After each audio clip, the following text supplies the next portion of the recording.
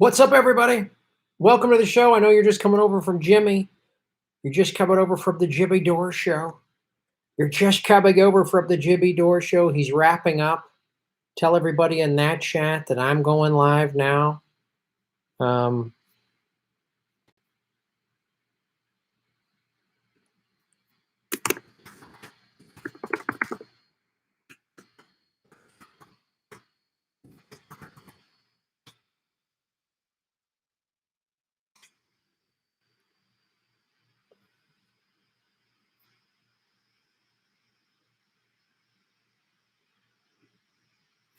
What's up, Viking, Farkas, David, George Allen? Greetings from Malibu. What's up, John? Octavio,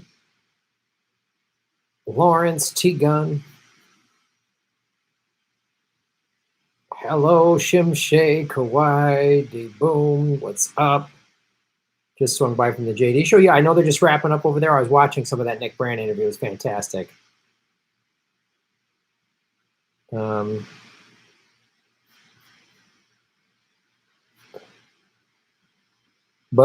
So hello, citizens of Gotham. Well, Graham, have you watched Planet of the Humans documentary? Not yet. Everyone keeps telling me to watch that. I have not, but I will. Hello, Renee P. What's up?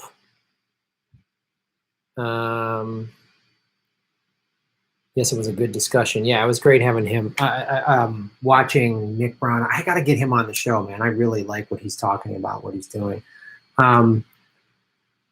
So, welcome, citizens. You can see and hear me okay? Obviously, there'd be I can't hear anything, but I'm assuming you can see and hear me all right, which is good. Vegan miss boom. Yeah, there's a lot of stuff happening, ladies and gentlemen. Please tweet this out.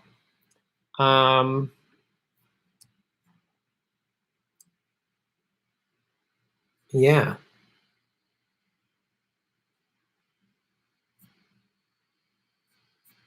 So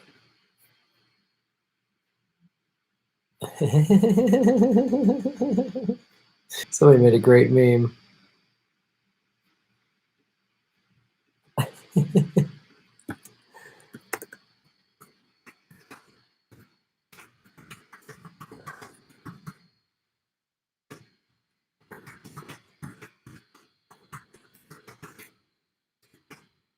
All right, everybody. Welcome. Hit the like button. Tell everybody you're watching. Get everybody on over here. We've got 60 watching, 33 likes. Dem exit People's Party. Absolutely. It's a stretch, but our tax dollars is the only leverage we have left, isn't it? Well, we also have strikes, and there's a lot of, they were talking about it, on Jimmy's show. Steph was talking about the Target strike Friday's May 1st. Friday's May Day. There is a lot of people organizing rent strikes. So if you work at one of these essential frontline, especially if you work for one of these big companies like Target, like Amazon, like Walmart, organize a strike for Friday, man. And if you can't pay your rent and stuff like that, organize a rent strike. Get involved with these organizations. And this is the most power the American worker has had in like almost 100 years. The last time the American worker had this much power was in the 20s and 30s, leading in, and before the Depression, leading into the Depression and after it. That's what got FDR elected. So this is the time.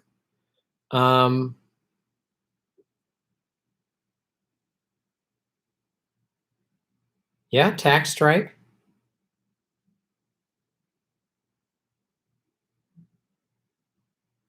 Green, green, green. Yeah, hit the green party. Riley and friends. Yes, Jesse the Body. Right on. Boom. I want to know how we hurt the 1%. Well, yeah, this is what I'm talking about. So they're real. The 1% is well aware of this. Mark Cuban said the most leverage the American worker has had is right now today, and they'll never get this again. So they believe me, they know. They're seeing this. They're going, oh no. You know, and they're realizing, they're looking at the numbers going, oh God, there's now 25, 30 million people that filed for unemployment. Those are the people that have filed for unemployment. That's a quantifiable statistic, but there's probably, if not an extra, you know, probably that number is almost double.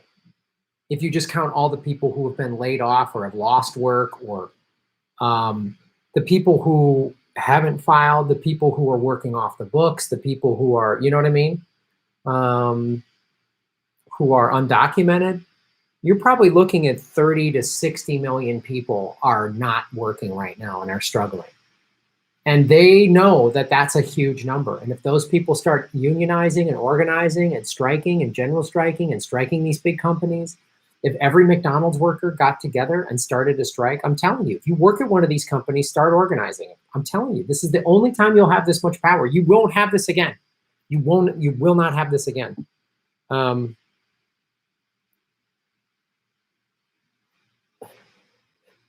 Pave your cockles in mustard. It's Elwood. Nice. From the Australian perspective, what's up, Annabelle? I cannot believe strikes have not happened yet. I don't know how people are managing with no help from the government. Yeah, it's they already stopped the election here in New York. They've frozen the election. They said elections aren't happening. There's no democracy. We got to stop elections. Well, it's unbelievable. I mean, I don't know what more American people need to see. Erni sold out. Tulsi sold out. AOC and the squad have sold out. AOC screams and yells at the Republicans, but she won't call out Pelosi's nonsense. They've sold us out. They're suspending elections. What democracy do we have? I still haven't gotten my $1,200. I mean, it's April 29th. Rent is due Friday. What? I got turned down for unemployment. I got to apply again because supposedly this next round is going to help people such as myself. But I'm telling you, part of me wishes I worked at Amazon or Walmart or something like that. I would organize a labor strike because it's bullshit. They don't care about you. They don't care about us.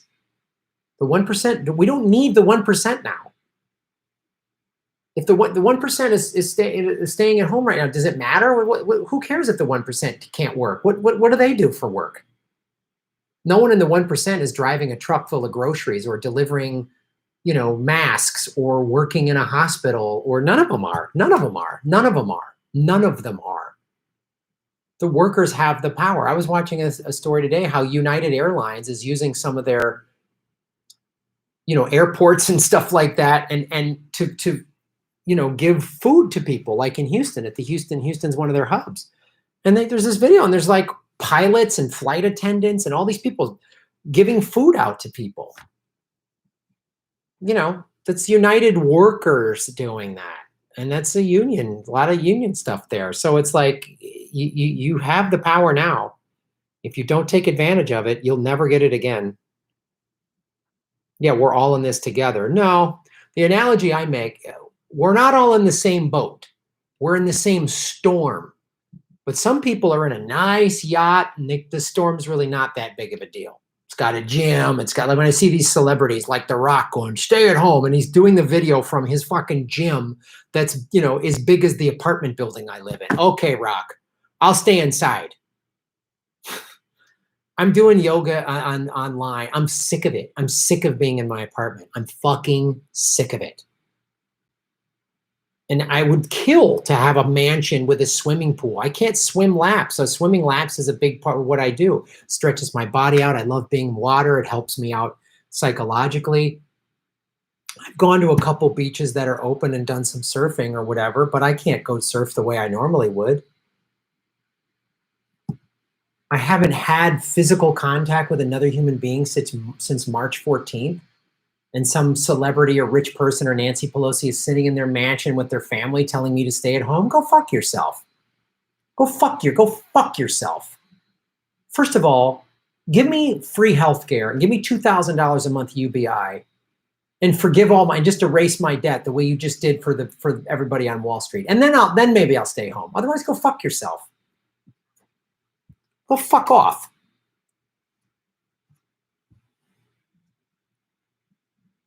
Hey, Graham, I watched Out of Shadow last night. Great documentary. Please watch it. I did a video showing some clips of it, but watch this documentary. It's tying in all of the things I've been talking about on this show and more. It ties in the CIA's Operation Paperclip. It ties in MK Ultra. It ties in Operation Mockingbird. It shows how everything out of Hollywood and show business. I've talked about this for a while. When I say the corporate media, I always include show business. Netflix, Hulu. These are streaming services owned by the massive, and it's sincere, man. Yeah. What about people's mental health? That's as important as financial. I know, man.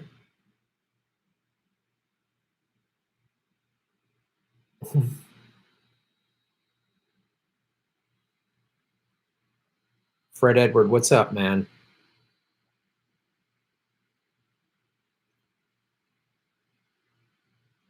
Vintage 80s, 90s TV fan, right on. You love you, bro. You're keeping so many of us sane during this time. So many of us socialists appreciate you. I appreciate that. If Jesse Ventura runs, will progressive media support him? I can't speak for anybody else, but I know I will. I just heard Jimmy and Steph say they will.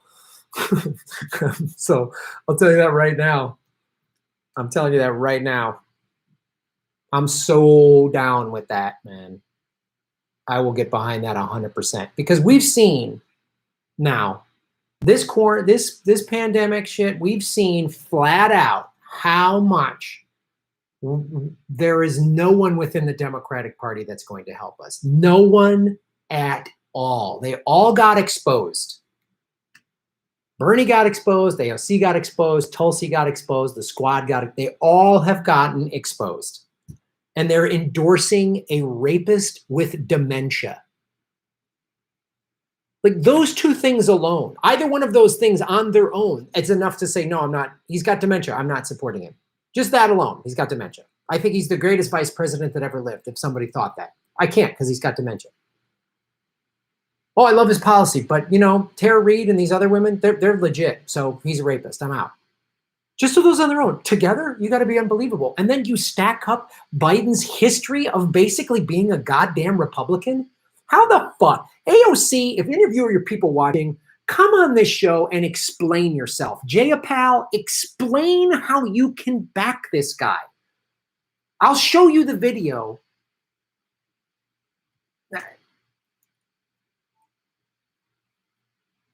Hello, everybody. My name is Graham Elwood. You're watching The Political Vigilante. And if Jesse Ventura runs for president with the Green Party, I will back him. And me and this show will back him 100%.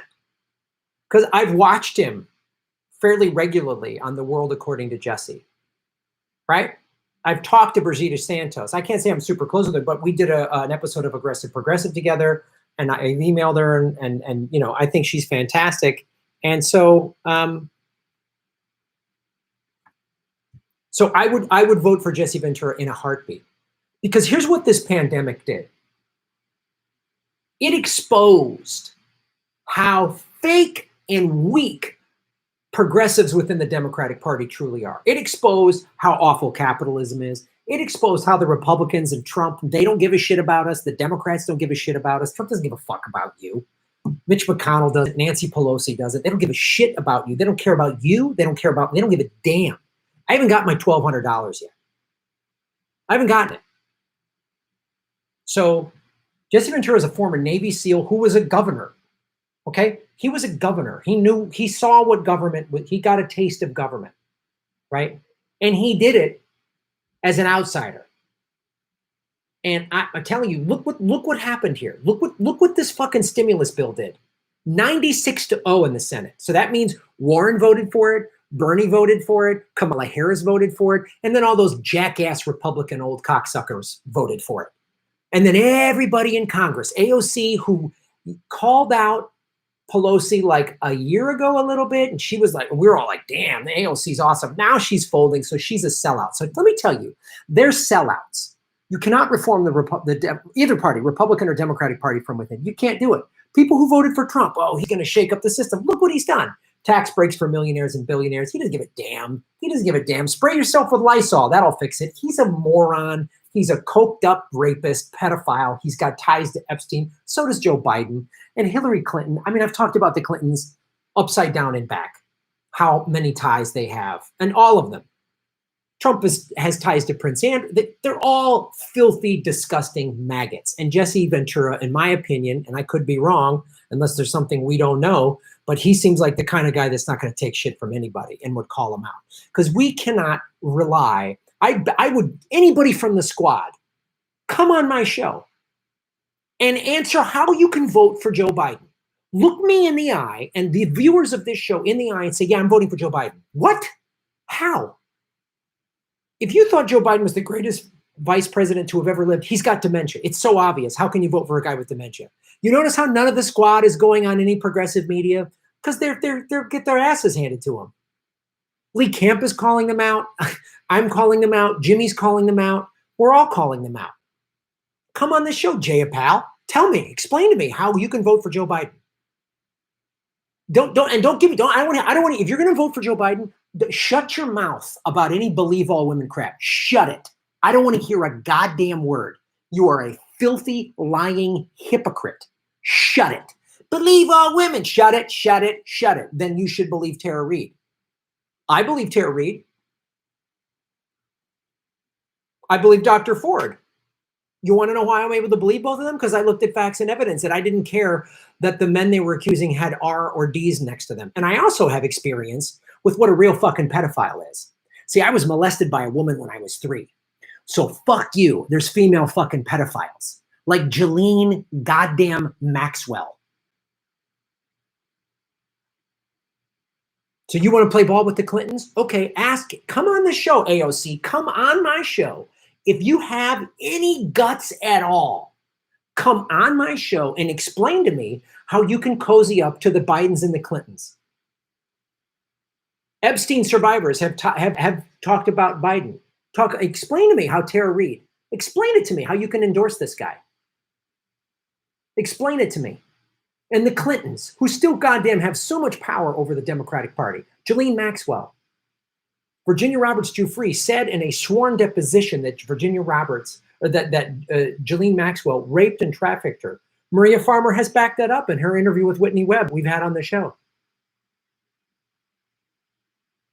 Explain to me how then you can say this Democratic Party is better than the Republican Party. Trump's William Barr won't expose. And this is the other thing. When they call it the Republicans, even the calling out of the Republicans is very modified little like, whoa, they didn't help us with this bill.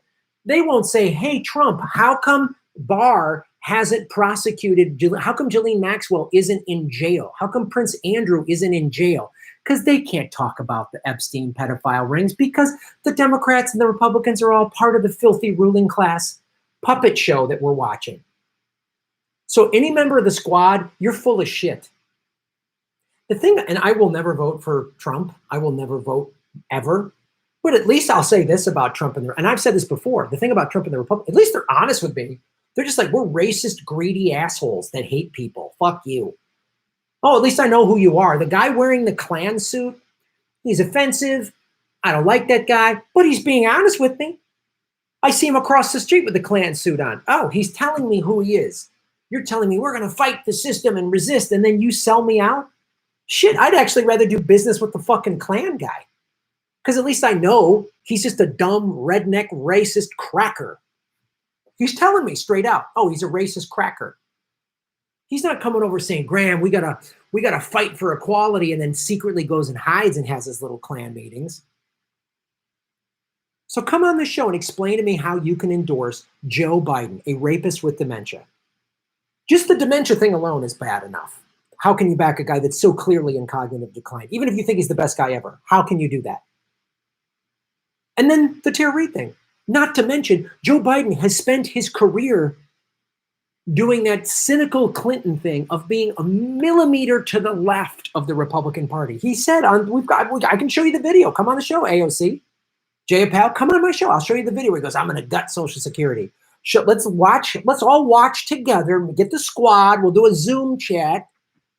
And we'll watch Joe Biden read his 1994 racist crime bill. We'll do that. And then we'll all listen to Tara Reade's interview on Katie Halper. We'll all listen to that together. And then fucking look me in the goddamn eye. You're lucky there's fucking social distancing, because I would get up in your fucking face and say, explain to me how the fuck you can support Joe Biden. Explain it to me. You want to know one of the reasons I'm never going to vote for Joe Biden or Trump? I could never look my nieces or any of my female friends in the eye and say I voted for a rapist. I voted for the lesser of two rapists. I couldn't look at any survivor, male or female, in the eye and say, I voted for a rapist because they were the lesser of two evils. Lesser of two evils. So then, like, Mussolini was the lesser of two evils to Hitler. Graham, that's too much of it. Really? Is it? I've exposed on this show that the billionaire, pedophile, sex trafficking ruling class is evil, pure evil. And you're working for them and endorsing one of their puppets. And you're one of their puppets. So Tulsi, Bernie, AOC, the squad, shut your mouths. You are no better than Mitch McConnell and Trump. You are no better than them at all. At all. The guy dealing drugs on the street, that's a gangbanger. I know who that guy is. I know what he stands for. I see his gang tattoos. I know who he is. Versus some guy, some corporate guy in a suit saying, oh, they released some statement. Our core values of this company. Shut up.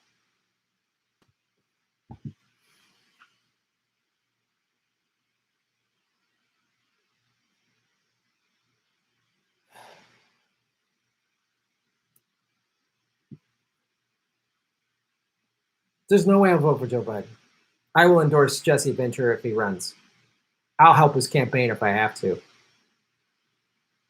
And I hope he joins or brings into the fold Nick Brana and the Movement for a People's Party. I hope the Green and the movement gets together and we build this massive coalition of independents and labor and lefties and people that are just fucking sick of this shit. Let's get those 100 million people off the sidelines that don't want to vote. And I get why they don't want to vote, because they were like, well, my vote doesn't matter. I'm not represented. They're right. And Bernie and Tulsi, give me my goddamn money back. Send me a check with 1,000% interest on top of it. We'll call it pain and suffering to every one of your donors. Go talk to the billionaires whose dicks you're sucking. Go get some more money from them. You got nice, really good knee pads now. Take some of that knee pad money and give it back to the people that supported you. Eat it. Shave your knuckles for justice. Ventura 2020.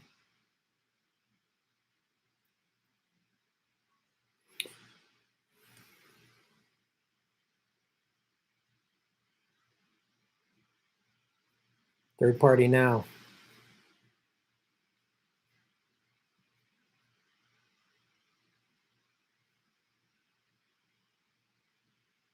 Expose your guns. Here it is, Jimmy. You want a taste, Jimmy? Oh, vegan guns. What's up, Jimmy? Let's get it going, buddy. Let's get it going. Let's get behind Jesse, dude. Let's do it. Right? I just saw you, Jimmy, say you'd work on Jesse's. I'll work on his campaign. I'm gonna do it. Let's do it. Let's just out there. He can take me through Navy SEAL boot camp. I don't care. I'm a 50-year-old vegetarian. I'll run through Navy SEAL boot camp. I don't give a shit. Let's go. I'm ready to go.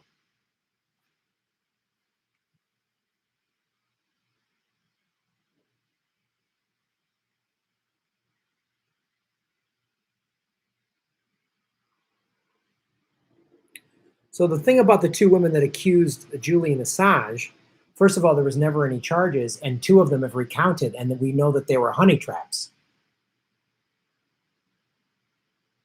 That's a valid question. Well, how do we we're just giving Julian a free pass? All these women who have come forward as supporters of Julian Assange because they've done research and it's been debunked. Julian even said in an interview when he was still in the Ecuadorian embassy about 3 years ago, he said, I'll go to Sweden and stand trial. The Swedish government just has to promise to not extradite me. And they would never do that because it was a scam. He said, I'll stand trial. Go do some more research. Read Susie Dawson's letter. Read Caitlin Johnstone's letter. Both those women in their articles said they're survivors who did the research and they're like, no, Julian's not guilty.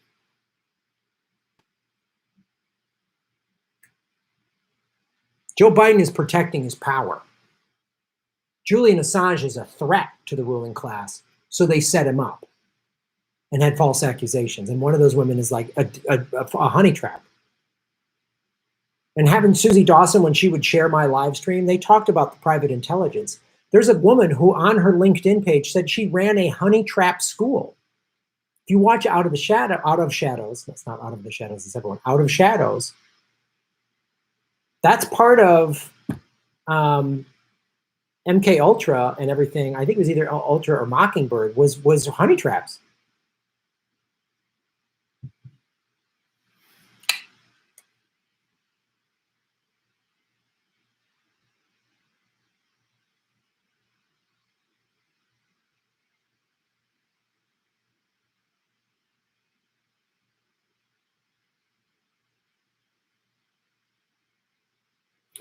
There is nothing in the Constitution that says you have a right to welfare. Do you know what welfare is? Taking money from someone who is working to give it to someone who's not. Jesse Ventura. Yeah.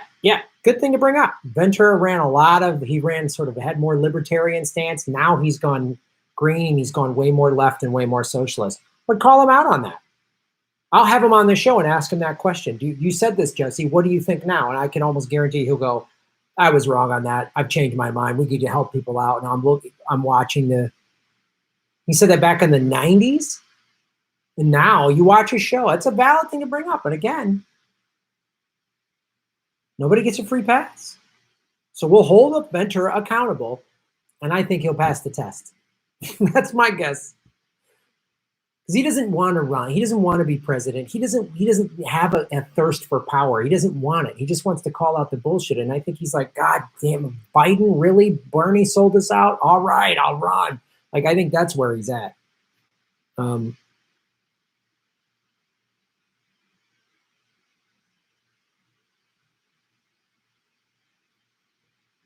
love to hang out with you too, Goldilocks.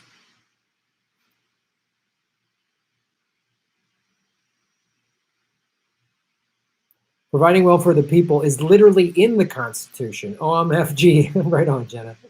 All right, let's read some super chats. 423 watching, only 168 likes. We got to get those likes up, everybody. Like it up. Come on. I'm ready to go. Ready to go. I haven't had somebody physically touch me since March 14th. I'm starting to go a little nuts. It's really like bumming me out. It's really bumming me out. Last time somebody touched me was March 14th. Last time I did Jimmy Dore's panel in his garage was March 13th. Last time I did a live stand-up show was Ron and I doing Progressive Comedy Tour February 29th. Last time I did a live Jimmy Dore show was February 23rd in San Jose. Last time I saw live music was Wyclef Jean at Harlow's in Sacramento after Jimmy's show with Ron and I and Ruby and Arno. We were watching Wyclef Jean. It was awesome. Ruby went on stage. It was February 22nd or 21st. It was awesome. Last time I saw a live sporting event, I watched USC play University of Arizona, my alma mater, in college basketball, like February 19th or 18th or something like that. Yeah. I haven't got my $1,200 yet. Where's my $1,200? I haven't got my $1,200. No $1,200.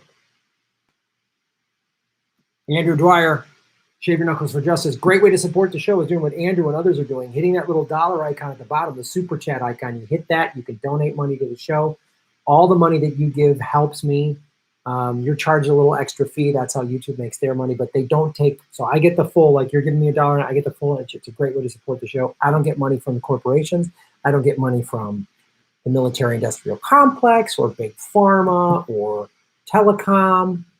The ads that run on YouTube, they have to pay me when you watch it. When you click skip ad, I don't get paid, but they have no influence over me. YouTube gets some of that money. They're not like sending me a big check, because if they were, they'd be in my ear right now. Go, oh, I can't talk about that. I can't talk about that. So thank you, Andrew Dwyer, for supporting the show. Have you talked about Joseph Ventura yet? No, I haven't. What's up? Has he done something? Yeah, you did that a while ago. Thanks, man. Yeah.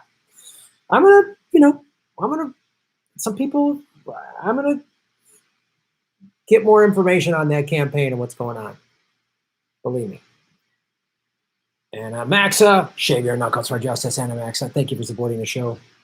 George Allen, boom. Very interesting segment on Hillary. As you put it all together, it made sense. Thank you, George. Yeah, so I did that, I think, on last night's live chat, and then I released it as a separate segment if you haven't had a chance to watch it.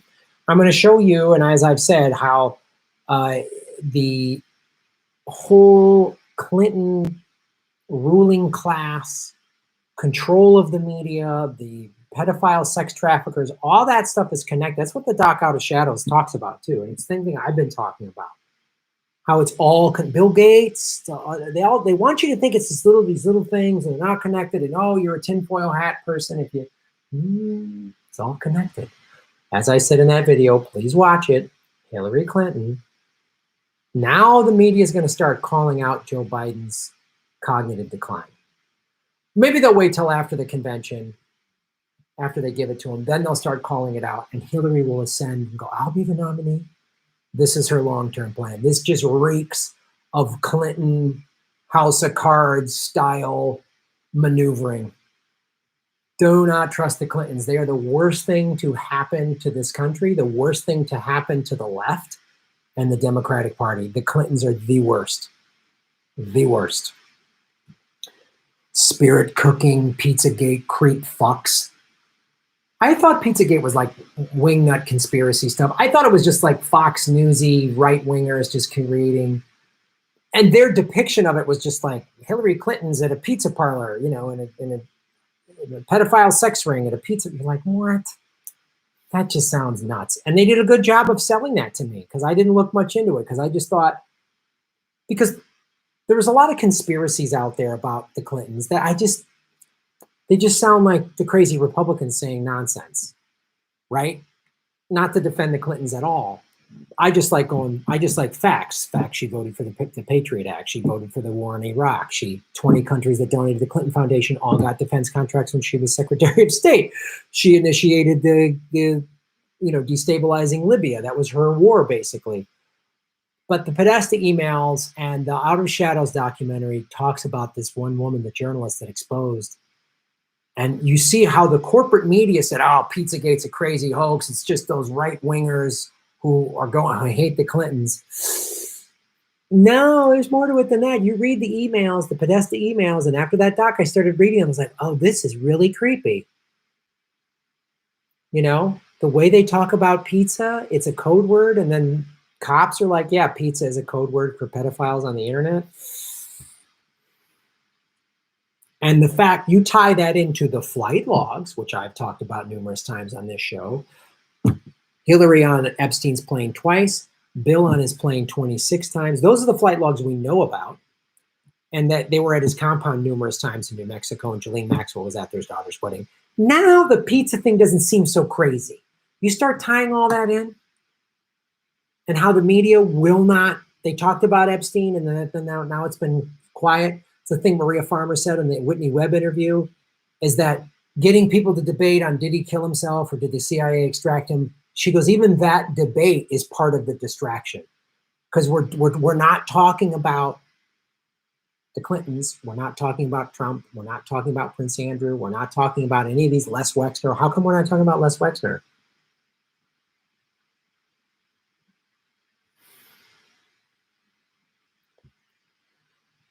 So thank you, George. Watch that segment. Andrew Dwyer, Shaver Knuckles for Justice. Just watched documentary American Factory. Sad. Oh, wow, I haven't seen that. Yeah. Ray Foley, Shave Your Knuckles for Justice. Ray, love your brother. Love the work you're doing. I like Jesse the most. He got the courage, the most important attribute. Yeah, because that's what it takes. That's what Bernie does not have. He doesn't have the courage. He doesn't have to like call him out. And as Nick Brana said, I was watching part of Nick Brana's interview with Jimmy just now. Nick said he didn't think Bernie realized the importance of the movement and what he needed to do. Like Bernie was just sort of, oh, okay. And then Bernie was letting all these corrupt people steer him. I don't see that happening with Jesse Ventura. I don't see him surrounding himself with corporate Democratic insiders. I don't see that happening. If he does, I'll call him out on the show. I'll be the first one to call him out. But I don't see that happening. You know? I don't see a guy that does a TV show wearing a leather vest who just calls out the 1% in the ruling class and the military-industrial complex. That's the other thing where I think going back to that quote about welfare, that quote from the 90s, it's valid to bring that up. We're going to bring up Joe Biden from the 90s. We should bring up Jesse Ventura from the 90s. Though I think he he was in the military. He was a part of the military-industrial. I think he slowly has really started to see, oh, man, I think that Jesse Ventura from the 90s is not the guy we have today. So that's what I think. And I'll try to get him on the show. I had Mike Gravel on the show. Thank you, Ray, for supporting the show. Hey, Mares, what's up, hey, Mares? Honestly, I thought I had a black thumb, but I just harvested my first green onions. Pandemic gardening blessings, doing all the things I never tried before. Good for you. That's awesome to hear that, because I was watching some guy today called the Gangsta Gardener, and he's in LA, and he's been living in the like Exposition neighborhood, which is sort of near downtown LA, but he's got a little house, little backyard, and he's turned it into a garden. And he does a whole video series, and he's like, I want to teach people you can make food. You don't have to like have a green thumb. You might think you don't have one. He goes, I can show you how to do it. And he's like, the soil is gangsta. He's like, I want to flip the script on what a gangster is. He's like, composting is gangsta. It's like, it was awesome. His name is Ray Finley, I think. Maybe I got that wrong. But so I was thinking, damn, I wish I had a little backyard. I know you guys have talked to me about permaculture, and I was like, I don't know where if I get. I don't have much space here. Like this studio takes up a lot of space in my little one bedroom. This and surfboards and my massage chair, which is the only contact I'm getting from the outside world. Oh boy. But I applaud you, Maris. Thank you. And yeah, I would love to have a little garden. Maybe I should talk. My building has a little roof deck, but the rest of the roofs you're not allowed to go on. I should maybe talk to my building and see, like, could we turn the rest of that into a community garden? Come on now. Ray Foley, Shave Your Knuckles for Justice, Ray. Biden is not at all a consideration. But then you're going to let Trump win, Ray. I'm a dumb neoliberal. Yeah, Trump bad, Trump bad, Trump bad. Yeah. I put it on Instagram. People are like, oh, Biden's bad. Yeah, but what are you going to vote for Trump? Like, they can't even, like, there's these things called third parties. Yeah, but they'll never win. So you don't vote with your conscience or your ethics? So you're only going to vote for the thing that wins? What? Is that how you raise your children? Hey, kids, go with the winner, even if they're corrupt. That's how you raise your children? Like, unbelievable. I would never raise my kids that way. Or if you said that, they go, hey, are you challenging my parenting? Oh, you shut up, crybaby neoliberal fuckstick. Neoliberals are the dumbest bag of dicks I've ever seen in my life. They're worse than the goddamn MAGA hat wearing more. They're worse than them. They're so stupid. Oh. Because you lay out facts to them and they're just like, no. And I was like, how are they different? How are they different than the Trump supporters that say he never lies? Explain it to me. Well, what? You're college educated, live in a big city, got a nice white collar job. You should actually know better. Shouldn't you know better? Get the fuck out of here. Jenna, Russian Jenna. Thank you for making some vegan guns happen. Spatsiba Bolshoi. Do you speak like stuffing a high school essay with BS? Yeah, they're the worst. They're the worst. They're so dumb. Mares.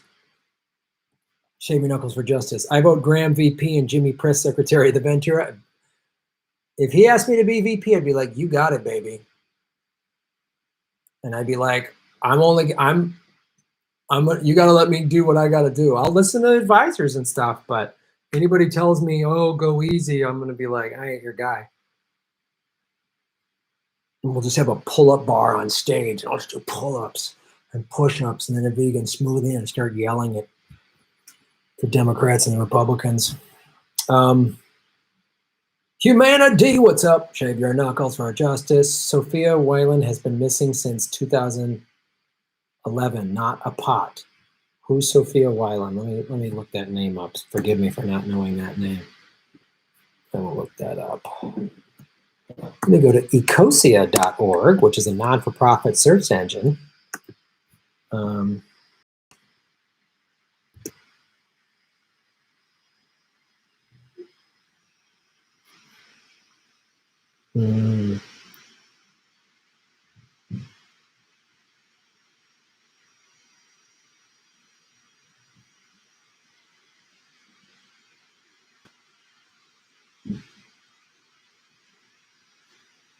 CIA informant, so she's a CIA informant. Oh, wow. Why?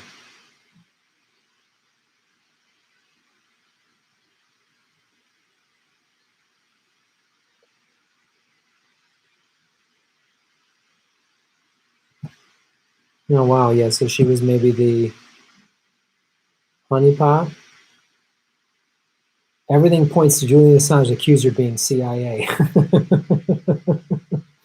Yeah, interesting. Yeah, CIA informant Sophia Whalen. Yeah. Yep. That's. I would get some more information from like Caitlin Johnstone or somebody like that, or Susie Dawson. They know so much about that. Thank you for bringing that up, humanity. George Allen, Shave Your Knuckles for Justice. We can expect the establishment to throw everything at Jesse, Russian acid, RT person, etc. Oh yeah, the front and center. They're going to be like, oh, he's on Russia Today, so it's another Putin guy they want in there. And Jesse Ventura is going to just go, shut up. He's going to come up swinging so hard. That'll be beautiful.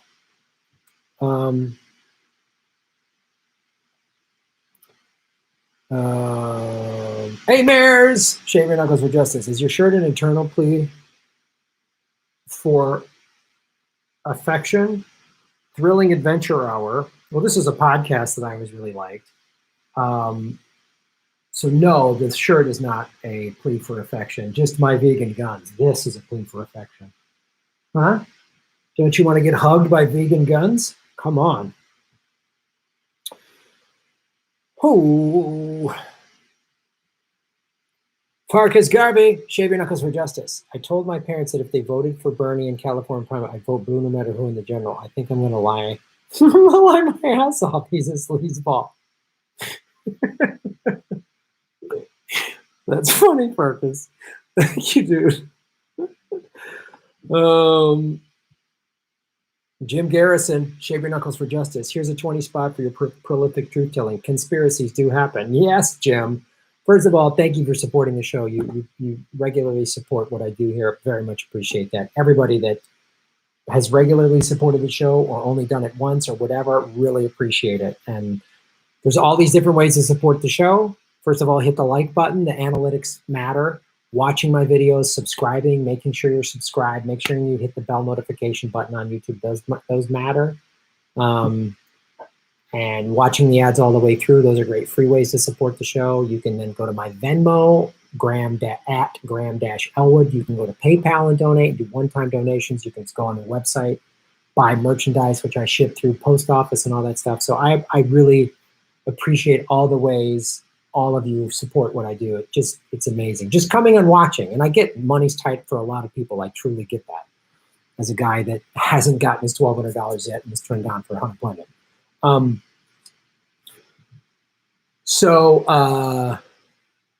you're right. Everything can't be a conspiracy. That's for sure. Everyone's like, Graham, this conspiracy, that conspiracy. I'm like, well, hold on. But some of them are real. And the thing we've learned, even it's in Out of Shadows, but we've learned this before on this show, is the CIA came up with the term conspiracy theories to undermine their work that's just subversing democracy. So now you come up with facts like what we have with Podesta emails that are leaked through WikiLeaks. Again, back to WikiLeaks. Oh, nobody ever questioned. John Podesta himself never said the emails were faked. He just said, oh, WikiLeaks is Russian. Do you see that? If somebody puts some emails out there, look, here's Graham Elwood and Jimmy Dore talking about, committing all these crimes. They go, that's bullshit. Jimmy, that's bullshit. You've made these emails up. But if I was guilty, I would say, oh, then you blame the messenger. Oh, that's what you do when you're guilty. That's what you do when you're guilty. And all the evidence starts to stack up. People talk about, oh, there's lizard people living among us. Okay, I need to see some concrete evidence. But when I see leaked emails, when I see whistleblowers coming forward, and that was, the CIA came up with the term conspiracy theorist so that anybody that questioned something, oh, JFK was assassinated. It all points to the CIA. You're a wingnut conspiracy theorist. And so now that term conspiracy theorist, like, oh, you're a Seth Rich conspiracy theorist. So you just ask the question, wait a minute, Seth Rich probably seems like he could have been the guy that leaked the DNC emails, and now he's dead. And all of the stuff about him getting a robbery going wrong, none of it points to an actual robbery going bad. A mugging that goes bad, if they shoot you or whatever, they steal your money. They take if all they wanted was just petty crime, they're going to. But just asking, oh, you're a conspiracy theorist. So now if I ask questions about Seth Rich, or if I ask questions about the Podesta emails, if I have questions about all the references to pizza in the emails, they never in the emails say anything about having sex with children or being pedophiles. They do not use those words at all. But the way they talk about pizza is really weird. And it's in line with what child crimes investigators have found online. That's a code word used by pedophiles online. So all these things start to add up, and I ask those questions. Well, now that you get lumped in. Oh, Graham must be a flat earther. I've been on RT too. Uh-oh, Kremlin. There's Putin right in my ear right now. That's how that term came up with. Thanks, Jim.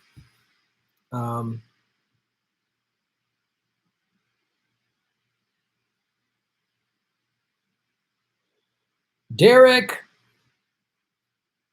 Shave your knuckles for Jeff, says Derek. Branna can't be trusted. He revealed today on Jimmy's show that he covered for years for corruption in Bernie's campaign, including Bernie and his wife. Well, Derek, if that's the conclusion you want to come to, you're well within your rights to do that. I watched most of that interview today, and I say, I don't think that means for me, and you can come to your own conclusion. For me, it doesn't mean that Branna is like can't be trusted, as you say. I think he was like wanting the move, seeing the power of the movement. Like the Bernie movement was very powerful. It got all of us involved in various degrees in 2016 and 2020. Like I've said this before, I went to 4 of his speeches, I think, 3 of them in California and 1 in Iowa City. And Bernie's staff, campaign people came to our show in Iowa City and came to a lot of our shows, and they were really excited people, and it was exciting movement. And I can only imagine working in that campaign, seeing, and the speeches in LA had tens of thousands of people. And you're seeing the movement, people are rallying around and raising the money, and then hoping, wow, you really wanted to believe in Bernie, and then you see these things internally, and at some point you go, I get the sort of like, wow, maybe I'll let some of these things slide, or I won't talk about them publicly because I don't want to hurt the movement. I understand that rationalization. Would I have made it? I don't know. I can't sit here and say I would or wouldn't because I wasn't in that position. I could see myself, though, coming to that conclusion, going, wow, the movement's more important. And the movement will surpass this one corrupt Weaver guy or whatever. So for me, that's not enough evidence to say Nick Brown can't be trusted. I think he was him in his internal, and then he realized, because when you're inside of something and you're realizing it's corrupt, whatever it is, you can't just go, oh, I'm out the minute you learn. You could, but I think it's harder to just pull yourself out of a situation until and he got, what did he say, 16 people to leave all at once. I think once he realized it was corrupt, he was like, oh man, I got to toe the line and let these people, I mean, that's what I would do if I was inside of an organization and it was utterly corrupt. And I was like, I need to expose this, but what's the best way to expose it? Is I got to do it the right way and the right timing. And we can all second guess or Monday quarterback how he should or should not have done it. But to me, I look at his actions since then and starting Movement for a People's Party and going on shows like Jimmy. It's a big platform, and to speak the truth about this, what was corrupt about Bernie. And he left in 2016. And, so for me, I don't know Nick personally. I've just only seen interviews, and I've met some of the movement people have come to a lot of progressive comedy tour shows. They're great, and I really support that party. For me, it's not enough to say that I can't trust them. Just in my opinion, I would need to see more evidence to come to that conclusion with him.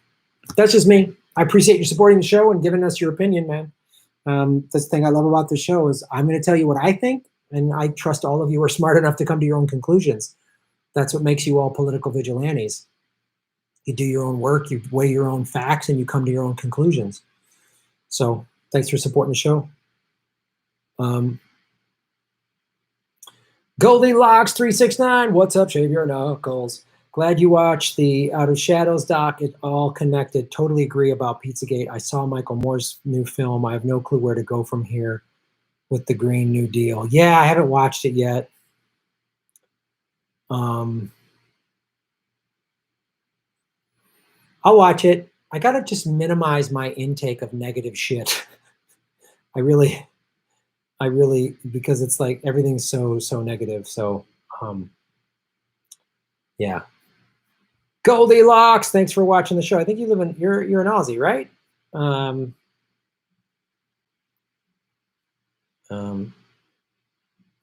Crystal makes me gay. Thanks, Holly.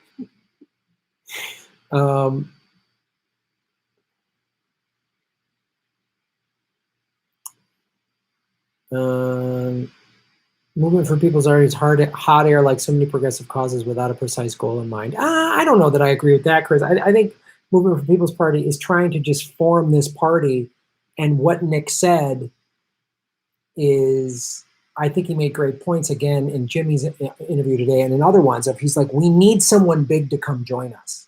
And I've been saying that too. You can form a political party and there's a million of them out there.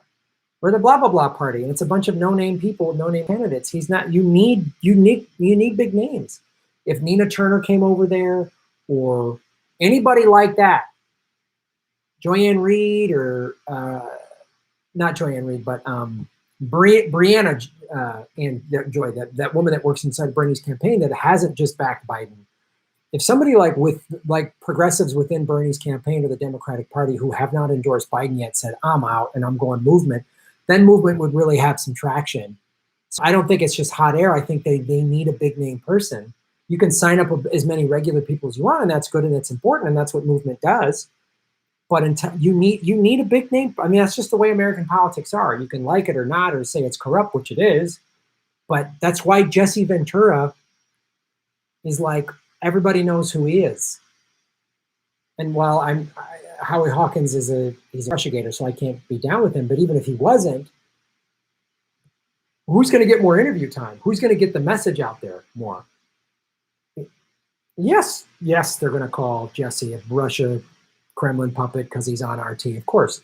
But you need somebody that's got a big name that people rally behind. That's just it. I mean, no, we shouldn't hero worship and hang all of our hopes on, oh, Jesse's going to save us. But you need a big name person. You just need that. That's just the reality. That's the reality of our political system. It's not right. I don't like it. But you need someone people can rally around, and that's what movement needs is some big name people to come over there.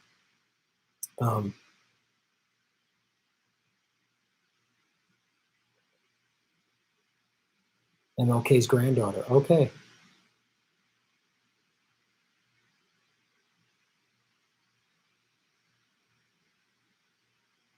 Problem is our crappy system. Progressive socialists don't consolidate our votes to get a singular viable third party. Well, that's a great point. And that's something I've been talking about too, is if Jesse announces I hope he reaches out to Nick Brana and says, let's join forces.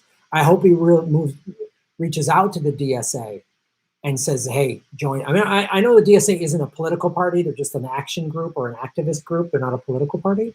But like, reach out to some of these other third parties and organizations and say, let's join forces and get everybody together. That's what it's going to take. Because if there's a green and a libertarian and a movement person and there's 3 or 4 third-party candidates, all those votes will be split. It won't do anything because you need to get a third-party candidate on the debate stage.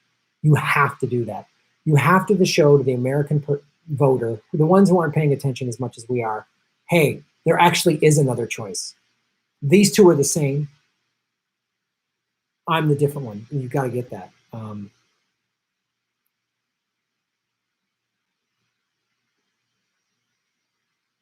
Worldwide general strike, May 1st. You got that right. 451 watching, 305 likes. Hit the like button, everybody. Let's do a feel-good story, huh?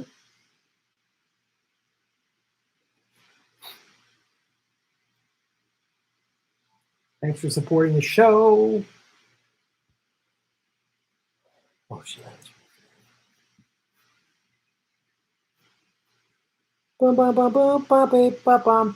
Venmo at Graham-Elwood.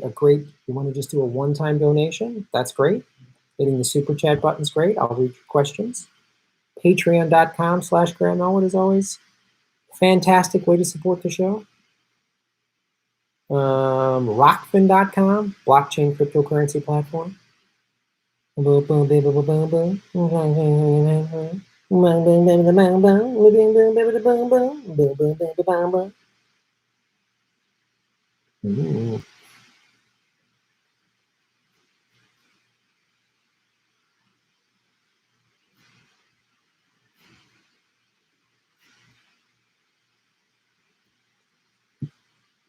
Hello, everybody. My name is Graham-Elwood, and you are watching The Political Vigilante. Hit the like button. Hit the subscribe button. Watch the ads all the way through. When you click skip ad, I don't get paid.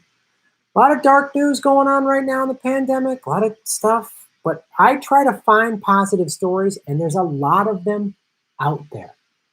What this pandemic is doing actually is forcing people to get creative, to think of new ideas and new ways to help people. And what things realizing all that.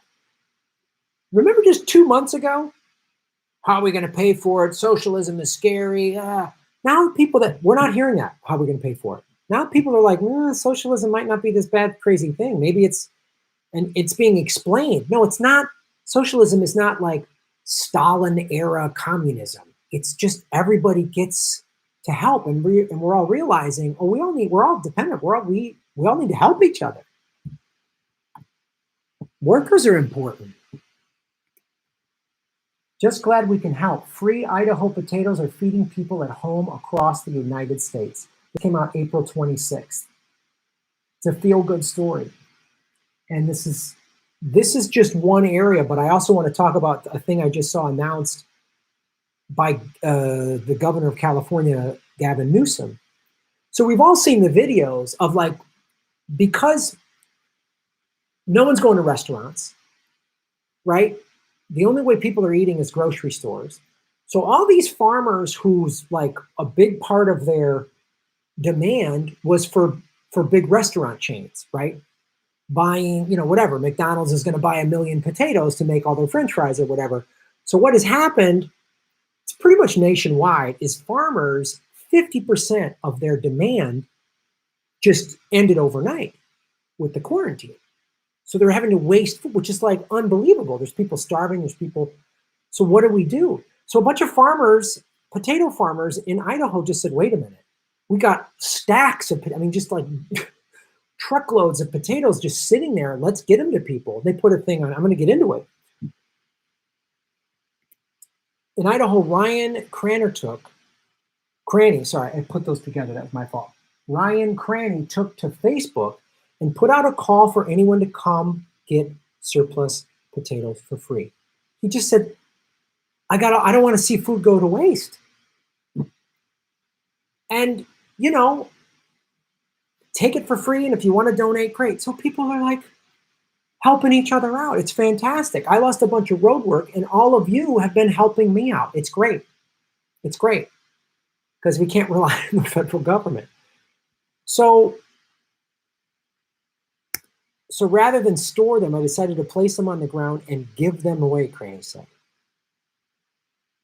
So this Facebook thing went nuts. Everyone started talking about it because there's people who are hungry. People, like, imagine you just lost your job. You can't, money's tight. And then here's a guy giving away free potatoes. That's awesome. That's like the ingenuity of the American people. What I'm seeing is the federal government not giving a damn. Both parties don't give a damn about us. But the American people and people all over the world, we're seeing this all over the world. Everyone's trying to help each other out. High school kids making masks. I saw a news story. This high school girl in Los Angeles saw online that deaf people, the masks were giving them a lot of anxiety because they're lip readers, right? So if a deaf person that is in contact with someone who doesn't know sign language, they know how to read lips. So everyone's walking around with a mask. So this teenage girl started making masks where she cuts holes out and then puts like a plastic shield. So it's still doing the job of the mask, but the deaf person can read lips. And I just was like, oh my God, I get to see people smile because I'm riding around on my bike and I'm at the store and I see someone and I'm trying to just put a smile on and they're not seeing it. Like, that's just some high school kid thought of that. So all these deaf people on social media going, this is scary for us. We can't read lips. We don't know what's going on. We can't hear. Most people don't sign.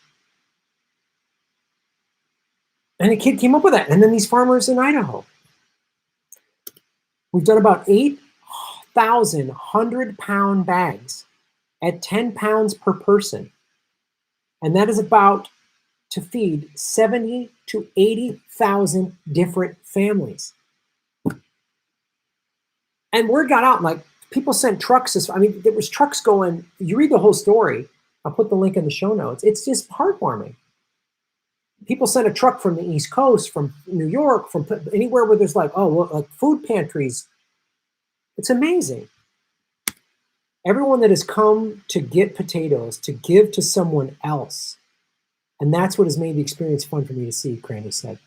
Yeah, it was people going, oh, I'm going to get these for somebody else. Like, I'm able-bodied and there's this, senior citizen center and they can't go out. It's not safe for them to go outside because we don't want them to get it. So I grabbed a couple bags of potatoes for them.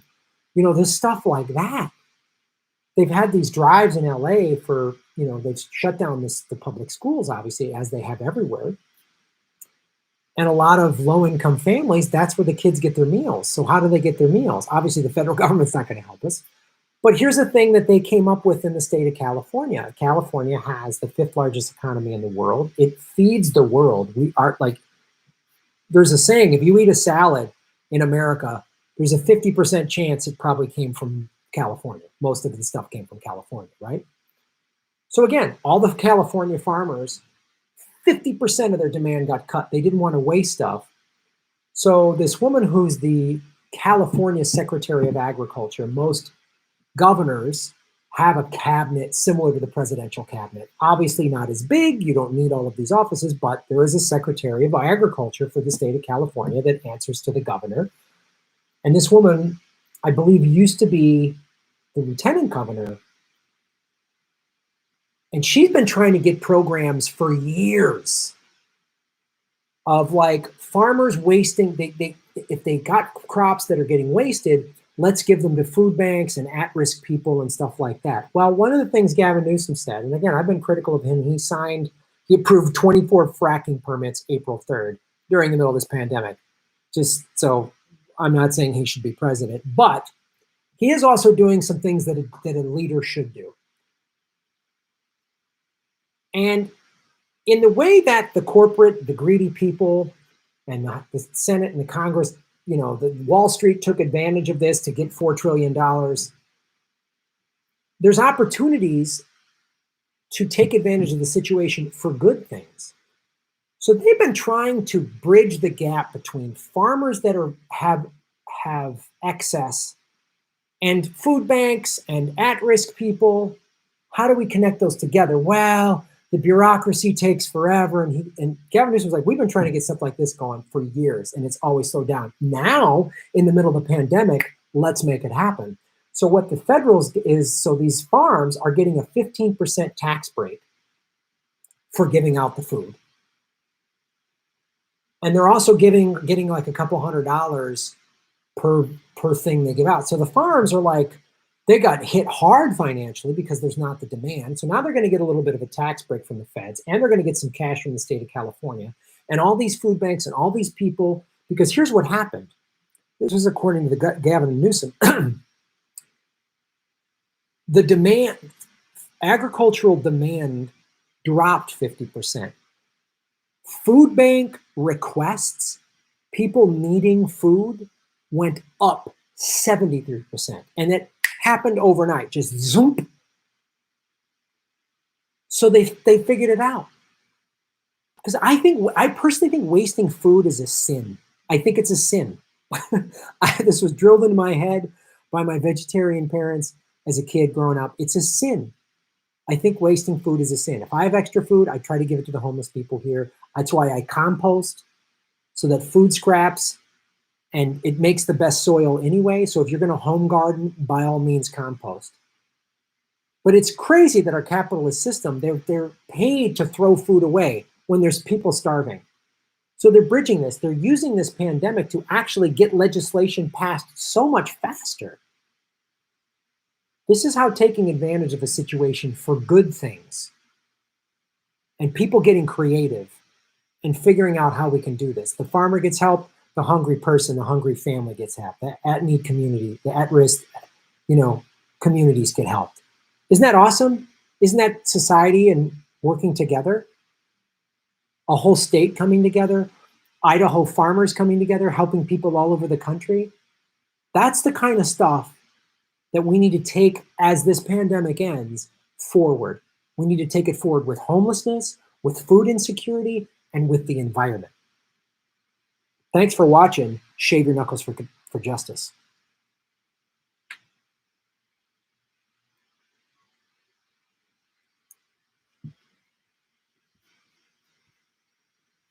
Hey, what do you think of that story, ladies and gentlemen? Hit the like button. Thanks for watching The Political Vigilante. Boom, boom, pow. Boom, boom, pow. I will be going live every Monday on Rockfin at 8 o'clock. I will be talking with them, I think, tomorrow about whether or not the Rockfin stream on Monday will be free or behind the paywall. There was some confusion last Monday. That was mainly my fault.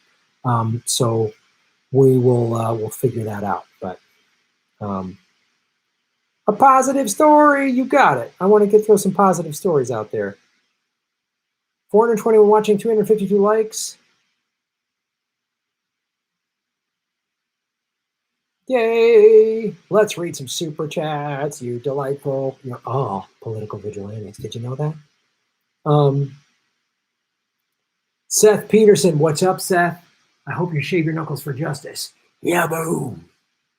I love all your hard work, Graham. Thank you so much. Before I read the rest of your super chat, I just want to address that. I appreciate all of your support. And I'm going to be very honest with you. It's hard. Once I start doing the live chat, I love it and I get excited and we talk about things and we laugh and we get fired up and I like it. But it's hard. Being completely alone and being isolated, as I've said, is really hard. And I try not to dwell on it, but I can't help get out of my head that it's been 6 weeks since I've hugged another human being. That is hard for me. I'm a social person. I like my privacy. I like my time alone, but not performing, not making people laugh. I have all these like groups I'm a part of and meetings, and I see people, and they're like really awesome, lovely people that I hug and we laugh.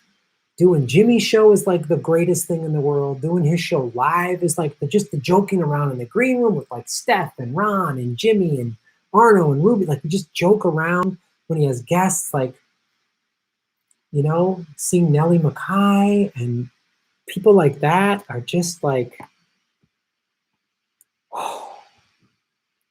and then going on the road with Ron. I just love going on the road with Ron.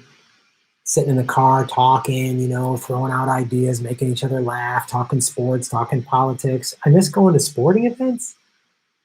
When I was a younger guy, I used to get really fired up about sports, you know. And it doesn't matter. It's just fucking entertainment. And that's how I look at it now. And especially doing this show where I cover heavy stuff that I need to take a break from. Just going and watching a game and talking to my buddy on the X's and O's. I love it. It's a great thing. I miss going to the movies. Oh, man. So the fact that you all support me in any number of ways, you keep me going. If I wasn't live streaming every night and getting this response, I mean, if there was like 6 people watching, I'd be like, ugh, I can't do this anymore.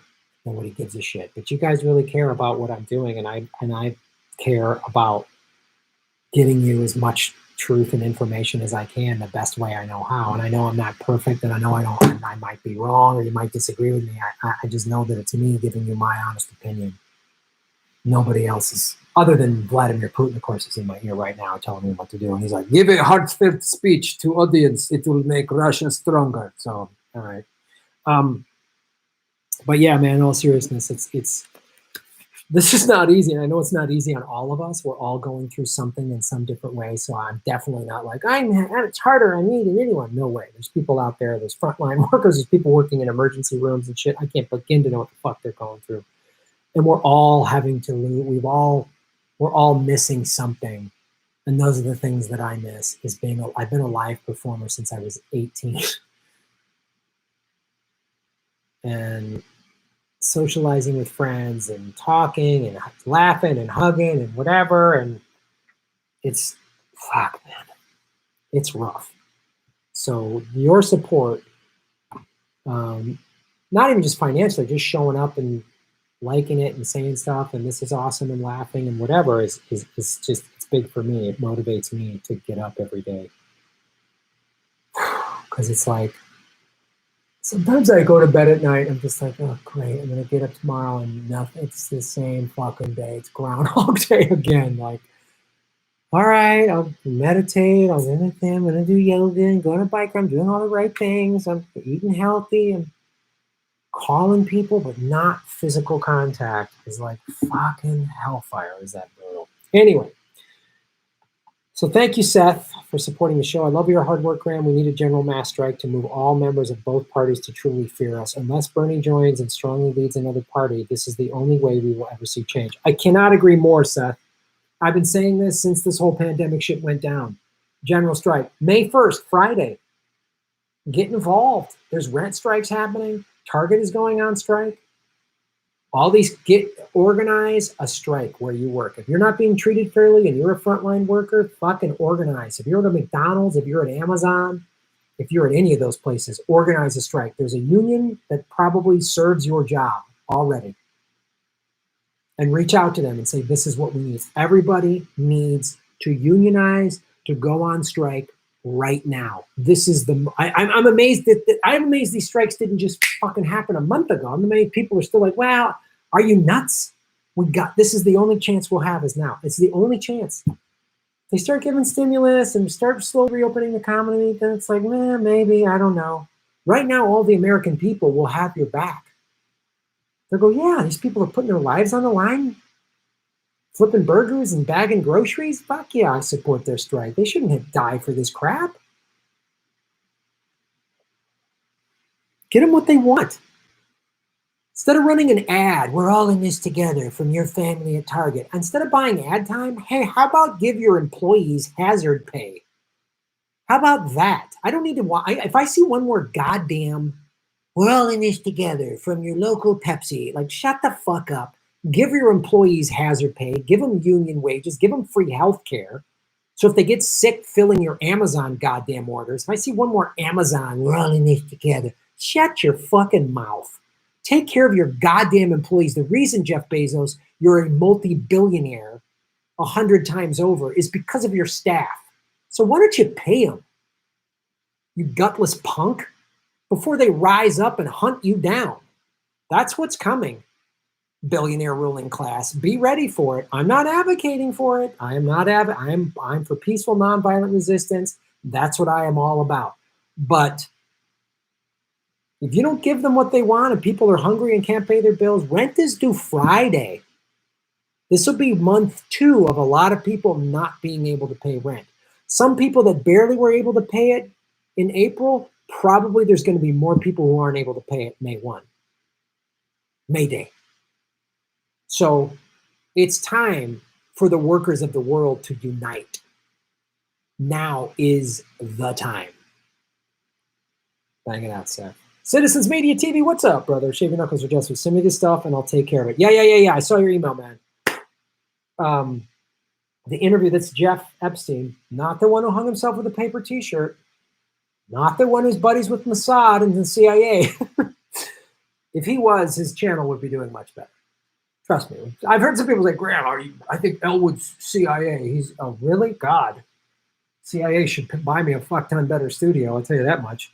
So I did this awesome interview with Jeff about he educated me, gave me more information to give to you, obviously, about the Federal Reserve and the Treasury. And I recorded, I always back up. So I did the Skype interview where it's like a split screen. And then my interview on my camera, I think I downloaded it and then it got, I've got so much content and I always have to delete and get rid of the content once it's up online because it takes up so much space and my computer is always filling up and then the processor works slow and all this shit. So I think I lost the video somehow and it had all this cool PDF stuff. So what Jeff is talking about is I just need to email him and he'll be able to, because I'm like, fuck, I don't have the time. So Jeff, I really appreciate that. And I'm sorry that I fucked that up. We set up this whole thing, set up. Oh, dude, you need an assistant. Oh, and probably a girlfriend. Those have nothing to do with our video, Jeff, but I will send you that information and thank you for supporting the show. And watch Citizens Media TV and also listen to the Activist MMT podcast. I hope I got that right. Kush Renata, boom, boom, boom, boom, boom, boom. You're making Gotham great again, Kush Renata. Know that you are a political vigilante, and you are always shaving your knuckles for justice. The Clintons, Prince Andrew, Bill Gates, all the types of people Epstein had access to makes you wonder if they could off Jeff, offing a progressive president possible as well. P.S. Screw the Dem herders. It's a valid thing. They are willing to do anything, man. Which is the like, I brought this up before in the show. Did they threaten to kill Bernie's family or something? I wouldn't put it past them. He saw what happened to Seth Ridge. He saw what happened. He's not a dummy. He probably went, okay. Somebody came to him and whispered to him at a campaign, oh, this is so-and-so, Mr. Rich Guy, important dude, or some sketchy-looking CIA person came up and said, hey, Bernie, love what you're doing. If you ever really call this out and get to the White House, it'd be a real shame. You know, those veiled threats. There's that movie with Jeremy Renner where he played Gary Webb, the journalist that uncovered the link between the CIA and crack cocaine. And there's a scene in that movie where he goes to visit some like CIA guys. And there's all these sketchy looking dudes asking him all these really pointed questions. And this one guy goes, hey man, I hope your family's okay. I hope nothing happens to your family. That'd be a real shame. He was just like, his eyes got wide. So if anybody recorded or heard that, there's no threat there if you say that. But he knew what the threat was. That's how they do that. It's like that episode of The Sopranos where Steve Sharippa's character goes to visit this like union guy, and he goes and sits at the bar with him. And he goes, "Hey, you're the union rep, or you're the head of the so-and-so union. I hear you're going to vote for this guy." And the guy goes, "Yeah, I know what you're trying to do." And he goes, "Man, if you voted for that, if I vote," this is the way he put it. This is like a mob style threat, and it's in the movie. It's in The Sopranos, an HBO show. But he goes, "Boy, if I voted for that guy, I couldn't live with myself. I'd have to put a bullet in my head here, here, here."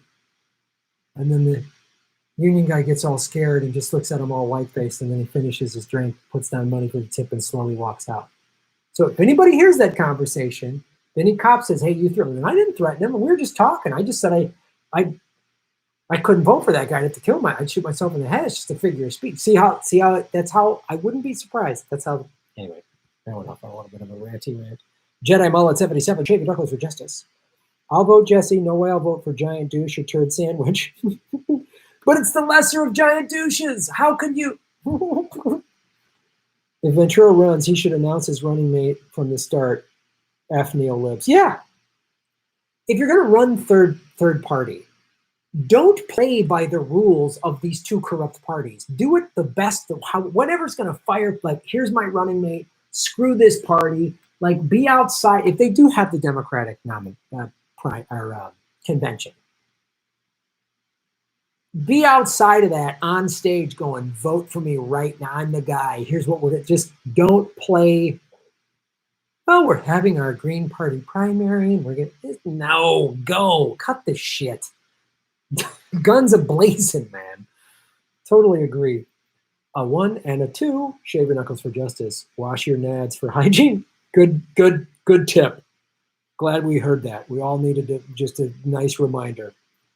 Anthony Ray, shave your knuckles for justice. Maria Farmer also told Jason Burmis that one thing the media never wants to talk about is the thousands of girls missing. Where are those girls?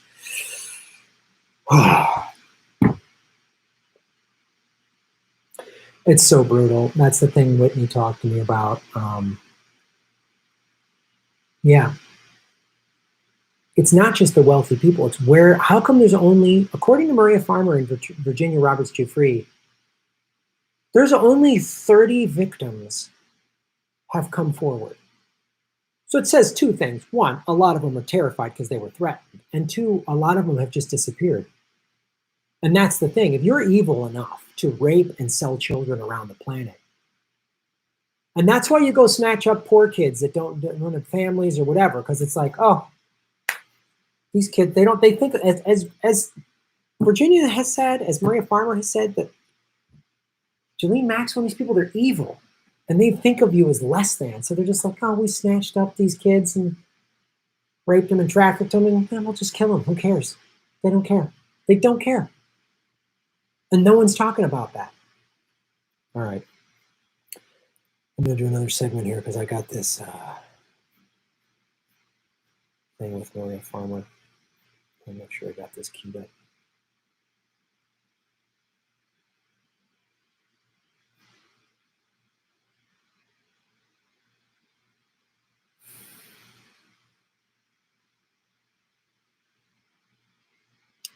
Bum, bum, bum, bum, bum, bum, bum, bum, bum, bum, bum, bum, bum, bum.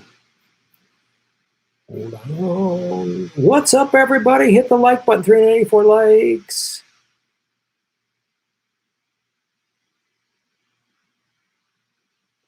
Northern Illinois Resource Solutions, P.O. Box 187, 502 North Elda, Winnebago, Illinois, 61088, not tax deductible, natural habitat restoration. Okay.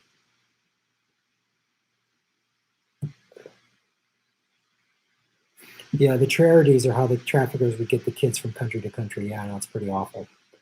Who doesn't like beer? I'm sober and I don't drink anymore, but I used to like beer. I like that. I've had some non-alcoholic beers that actually taste all right. Looking in the camera, I used to have this long piece of hair that was like falling way down like Elvis style, and I just had to go and just like get my, man, I need a haircut.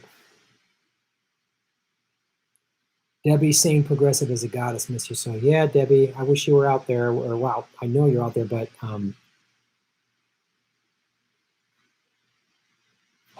love to have her back on the show, but I don't think she wants to go public on anything anymore. I think she just bailed, which I don't know that I blame her.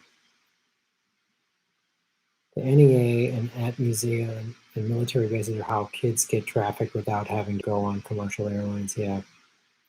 I'm glad you like my hair. Thank you. So I'm going to do this segment that's got a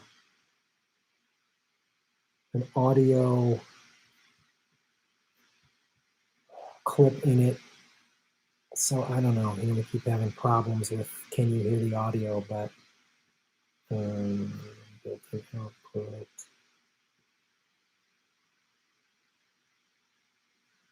All right.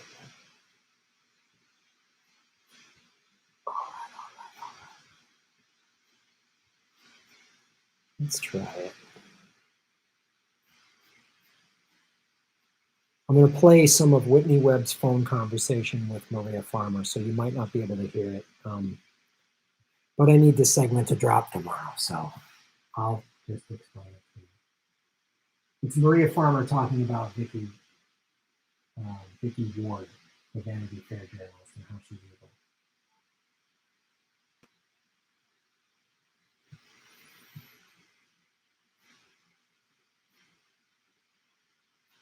Oops.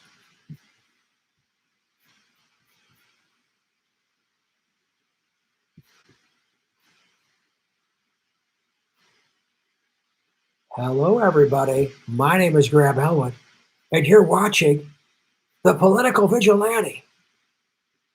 Bum, bum. Let's put the graphic up there. Yes, you're helping make Gotham great again. So, I've talked a lot about Jeffrey Epstein on the show. I have an entire Epstein playlist. Please check it out. One of the people that I've had on the show numerous times to talk about it is Whitney Webb, who has done fantastic work. She did a lot of stories on it with Mint Press, which is wonderful. Now she's working for Last American Vagabond. And she played a interview with Maria Farmer, who is an Epstein survivor. And she's done clips of it. And she's also released the whole 3-some-hour interview online in full transparency. Maria Farmer, who watches the show and follows me online and has talked about how there's really only 30 Epstein victims have actually come forward, and a lot of women have been missing. And one of the things she talked about in their phone conversation, I'm going to play that for you in a sec, is how Vicky Ward, the big Vanity Fair journalist, you know, she's been, oh boy, she's done all this Epstein work. And what Maria talks about in this is how Vicky Ward's part of the ruling class, the pedophile, billionaire, sex trafficking elite uses people like Vicky Ward to do their bidding, to shape the story in the media. And that's one of the things Maria Farmer said to Whitney. And you're going to hear it in a sec. Vicky Ward is not some hero. She's evil. And she sold out Maria Farmer, and she just did it for her own personal gain. And she hung out with Ghislaine Maxwell. So she deliberately, because Maria Farmer said that she came forward years ago and said I would tell the press and I would only see like 5 or 10% of my story told. That's how they couched it. And I talked about this last summer when Epstein got arrested. I said, watch how the media covers this. And I go, he's going to die in prison, and they're going to make it seem like a bungled thing. And then they're going to waste all this time talking about all this other nonsense. They're not, it's all the distraction to not talk about his black book, basically. What happened when he denied him bail? I said he won't, they're going to kill him in jail. They released, I think it was August 9th, released the 2,000 documents from the Virginia Roberts deposition in that case. The next day, he hung himself with a paper t-shirt. The video footage, boy, it's been lost. The only 2 people charged to date are the guards who were like, oh, they were online buying stuff. Zoinks. I told you. And this is how they're shaping the message. And this is what Maria is talking about. So I'm going to bring this. This is a phone conversation with Whitney Webb.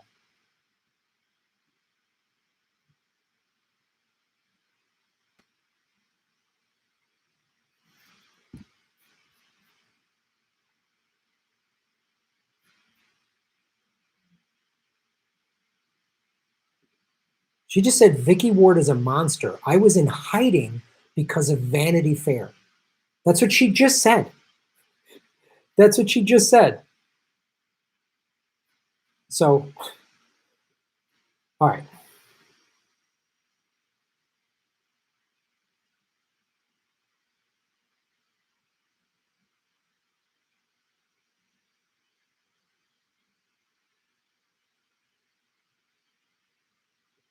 Did you hear that? That was Maria Farmer talking, saying Vicky Ward told Ghislaine Maxwell over drinks that Maria Farmer reported them to the FBI. Maria Farmer came forward in 1996. The FBI, the head of the FBI at the time is forget his first name. His last name is Free, Freeh. She said the FBI was worse. Vicky Ward had drinks with Ghislaine Maxwell. That's why they tried to tell us this over the summer. Oh, Epstein was like the lone weirdo creep. Oh, and he hung himself. No, the story's over. No more talk about it. William Barr, who's had ties to Epstein for years, appointed by Trump, has prosecuted nobody. Acosta, another Trump guy, Acosta was the guy that gave Epstein the sweetheart deal when he was arrested for being a pedophile in 2009 in Florida. This is how they do it. They get someone planted it, and we talked about this. Out of shadows, Doc. This is Operation Mockingbird. This is how they control the whole narrative. Epstein had ties to the CIA and Mossad. Vicky Ward is no hero. She's been paraded around as some sort of hero calling out evil Epstein. She's part of it. She helps cover it up and shape the narrative.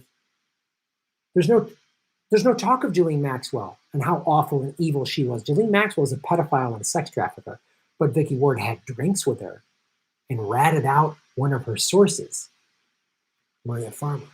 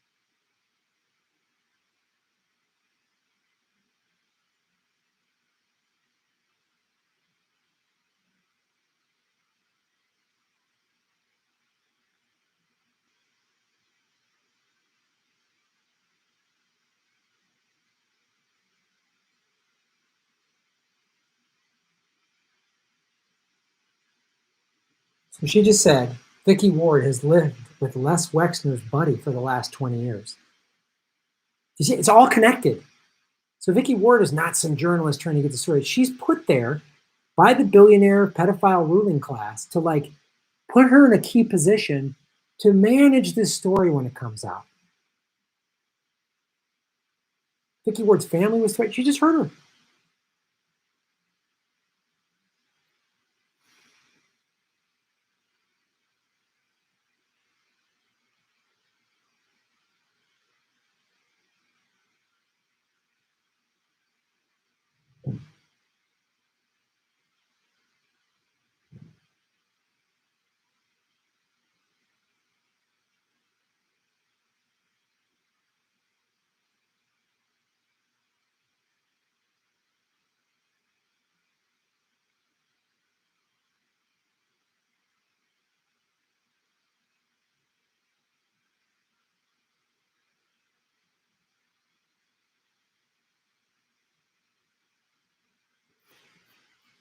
So I just wanted to share that with you. I've talked about putting that clip on there for a while, but I just wanted to show you. That's just one snippet of a 3+ hour conversation that Whitney Webb had with Maria Farmer about Vicky Ward and how evil and sinister she is back in 2002. Again, Maria Farmer came forward in 96, and the head of the FBI under Clinton did nothing.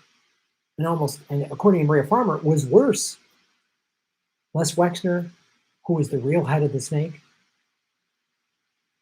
who was above Epstein, basically. You see how expendable Epstein was? Like, he's going to expose us. We got to get him out of it. So that's another reason why this corporate media, who owns it? Out of shadows, we've talked about it. When I talk about the 6 media companies that control, they control show business, Vanity Fair, and we think they're all there. Well, Vanity Fair and Sports Illustrated are completely opposite ends of the spectrum, or ESPN and Vanity Fair, completely 2 different worlds. No. ESPN's owned by Disney. Disney owns ABC. I'm sure Vanity Fair is owned by one of the big corporations. But you remember that Amy Rohrbach? I showed you that video, how she had an interview with Virginia Roberts 3 years ago, had the whole Epstein thing, and they told her to bury it because they got threats from the British royal, from Buckingham Palace, threatened you'll never get access to our, prince, blah, blah, blah, marriage, whatever. This one's having a baby and these 2 are getting married. Who cares? And I told you, the head of ABC, wife, was friends with Ghislaine Maxwell. Ghislaine Maxwell's friends with Vicky. Do you see how it's all connected? I'm just showing you these little slivers, but then I'm showing you the sliver, how it plugs into the whole thing.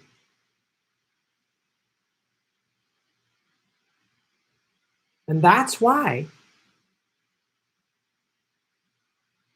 the media hasn't called out Joe Biden for him being a rapist. They're not calling out his dementia.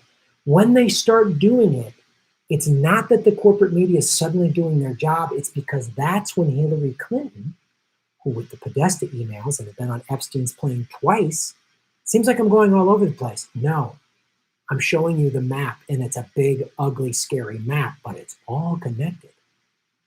Hillary was on his plane twice, Epstein planes twice. The Clintons were on, and Bill was on 26 times. They went to his compound in New Mexico. We know that for certain. Probably went to the Virgin Islands.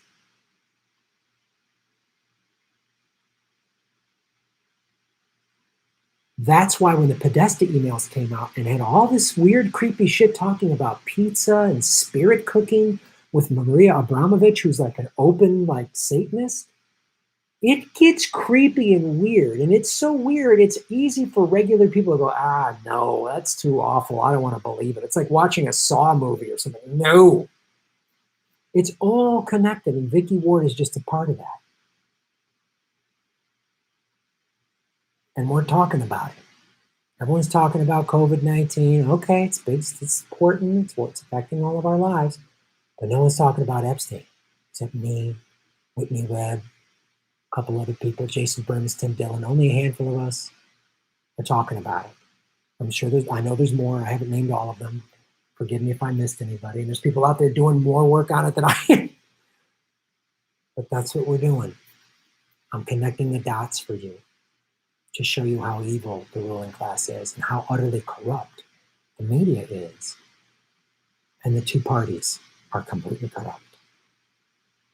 General strike. Unionize. What does unionization have to do with Epstein, Graham? This is how we undermine the ruling class.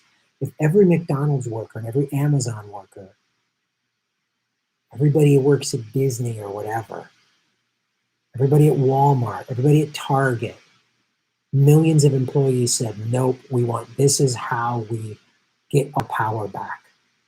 This is how we get our country back.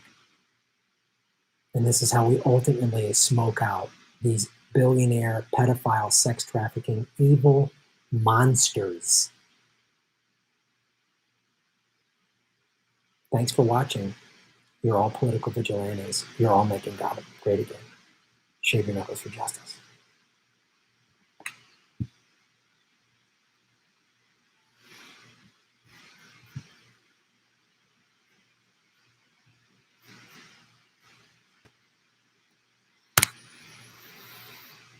What's up, kids? Clinton Trump smoke out. I'm just so lost. I know, Sarah. Don't get too down.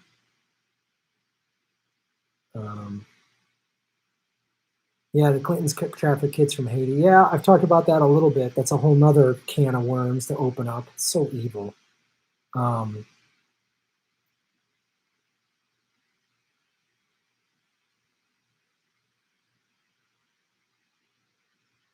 Arden Chrome is real. Jonah was forced to participate in September before they took him out of the country. He talked to witnesses before he was taken out under fake passport to Perth. I don't know what that is. I don't know where yet. 300 comments about the audio, but no one bothers to read the explanation. Well done, folks. 418 likes.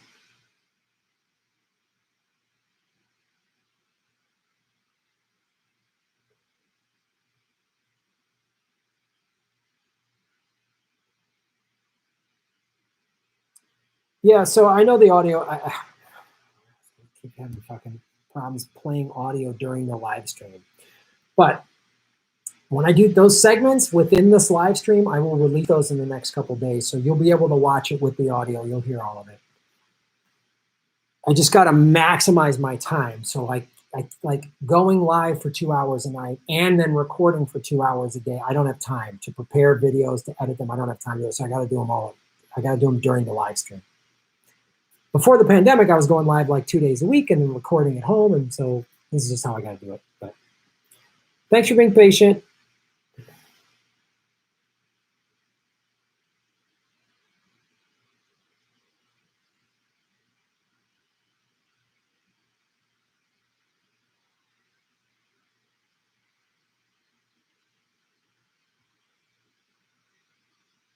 Graham, say sus, please. Say sus, please. Say sus. Why are you putting this? You're putting this 500 times. Yeah, see, this gets into like, it's like, put a TO on that. Oh. Here we go. See how quick that is? See how quick we block? 429 likes. Hit the like button. All right, kids, let's read some super chats, and I'm gonna go get some food. Dobry Cursor, thank you for supporting the show. Shave Knuckles for Justice. Trump wins. Pixis SCOTUS. Lower courts packed. Constitutional convention. Constitution ripped off wall. Parallel profiling goes retroactive lockups. Yeah. Interesting. Annabelle Corley, what's up, Annabelle? How you doing down under? Don't know about Jesse Ventura.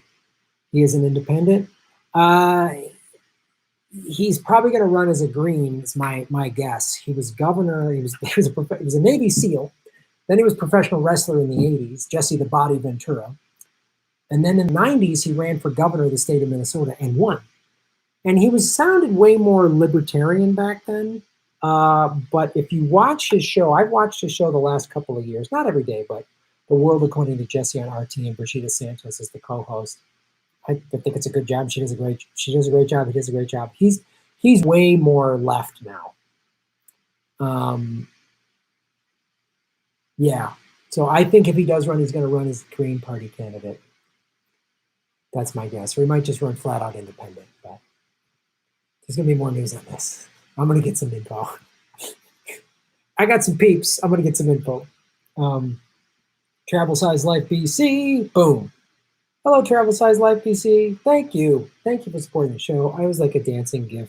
Cute animal. I don't know if that's a puppy or a fox, but I love it. Jedi Mel at 77. You're making Gotham great again. You and all the citizens of Gotham. Making it great again. Shouldn't Hillary have been eating fancy ice cream too when she endorsed herself? I mean, Biden. Oh, God. The ruling class is so hideous. Hey, great. What's up? GI despise M more, but I have to watch it ASAP. Yeah, there's stuff to be critical of Michael Moore on. I'm curious to see this documentary. A lot of you have told me about it. I gotta watch it. I'll try to get to it soon this week. Citizens Media TV. Very serious question about Michael Moore doc. Will not watch. I'm gonna watch it and see what it's all about and see if it's for real or not. Yeah. Karen Webster, Shave Your Knuckles for Justice, worldwide general strike, May 1st, Friday, May Day, go on strike, rent strike, do it. Organize a union, do it. Jen A, what's up, Jen A? Thank you, Jen A. Vegan guns for you, Jen A. Karen Webster, feel good, hands off, Joe. Thank you, Karen. Annabelle Corley, what's up, Annabelle? Album idea, Graham sings to himself in quarantine as Shatner. Oh, boy. Oh, God. It's like the most human interaction I get. It's like going nutty. Miss Hendricks, what's up, Miss Hendricks? Thank you for supporting the show. Always been a fan of Jesse Ventura. People just think he's an old school wrestler, but he's a very compassionate, savvy man, better than Biden for show. Yeah. And again, watch him on World According to Jesse. Watch a bunch of episodes, and you'll get a real sense of who he is and where he stands. Very much against regime change wars and against the military-industrial complex and big pharma and the banks. I mean, he is like, that show, you're like, boom, boom. He just hits it, boom, boom, boom. So if you're new to him, don't know who he is, and you got questions, as you should, and that quote about what he said about welfare back in the 90s, great thing to bring up, great question to ask. Watch The World According to Jesse. Watch how he speaks on there. And he's not scripted at all. Just watch. Make your own conclusions after that. But do that. Balance D. McGee. Share him for justice. Support what you're doing, especially the Epstein info. My pleasure. As I said, I'm going to stay on the Epstein stuff. It's not easy to talk about, to research, to read, to watch videos. It always like sends me into like a little bit of a dark thing when I have to watch a lot of stuff, or like when I talk to Whitney, when I did the Whitney interview, and her and I talked, and she told me about the Maria Farmer thing. Like, I haven't listened to the whole Maria Farmer phone call yet because I just know it's so much. And it's such an emotional load to take on, so I have to do it. I got to space it out. I can't just like do it all at once. But I will stay on it. I'm not letting it go, especially now when everyone's talking about COVID. And I got videos about COVID, but I'm not letting it go. Thank you. John Smith, what's up, John? If race is not just about skin color, why do albino Africans look different from Europeans? You brought this up before. Do a little research on DNA. It just has to do with how the body adapts to certain environments. And do some research on what causes the human body to the albino gene. Race is a construct. There's no subsects of DNA. Thanks for supporting the show, but my answer to your same question will be the same. Hey, Mayor, Shave Your Knuckles for Justice. I need my progressive media to pull off the Band-Aid and talk about Planet of the Humans Maybe it's BS, maybe it's not, but that's what indie media is for. Absolutely. I'll watch it, and then I'll do some research on who funded the movie and all this other stuff, and we'll get into it. We'll get into it. I'm all about talking about climate change and climate denial, and I want to see who funded. What do I tell you? I tell you, follow the money. So I want to see what Michael Moore says. I want to see what's in there, and I want to see who funded the movie and who he talked to and who's interviewed and where they get their money from. Follow the money, kids. That's all you got to do. The truth is in the money. Truth is in the numbers. Pat the Batman fan, what's up? What's up?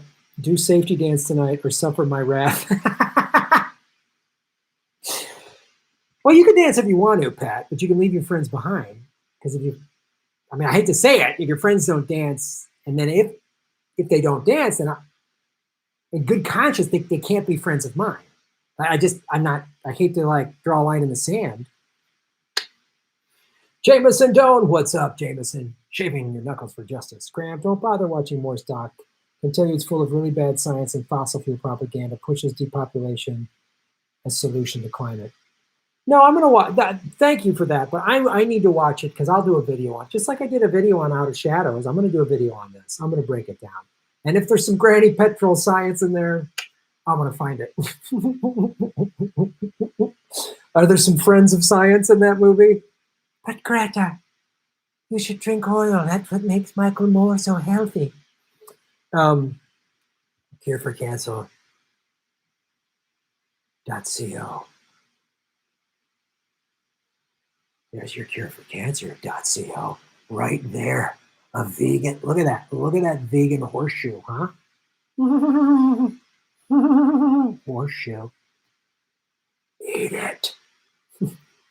Gearforcancer.co. You've supported this show for a long time, and I really appreciate it. Physical contact is fine. Fasting and proper nutrition allows your body's immune system to protect you. These psychopaths aren't doing this to save lives. They are establishing an all-out police state. Yeah, there's a lot of stuff, man. I'm even seeing some doctors come forward and say, all the quarantining was good initially because we didn't know what this was. But now we do. Yes, it's highly contagious, but it's just like there was a bad flu outbreak in 2017 in Italy where a bunch of people died. Every winter, we have a flu epidemic where people die. So maybe we all just need to wash our hands and cough into our elbows and stay home when we're sick or wear a mask if we're,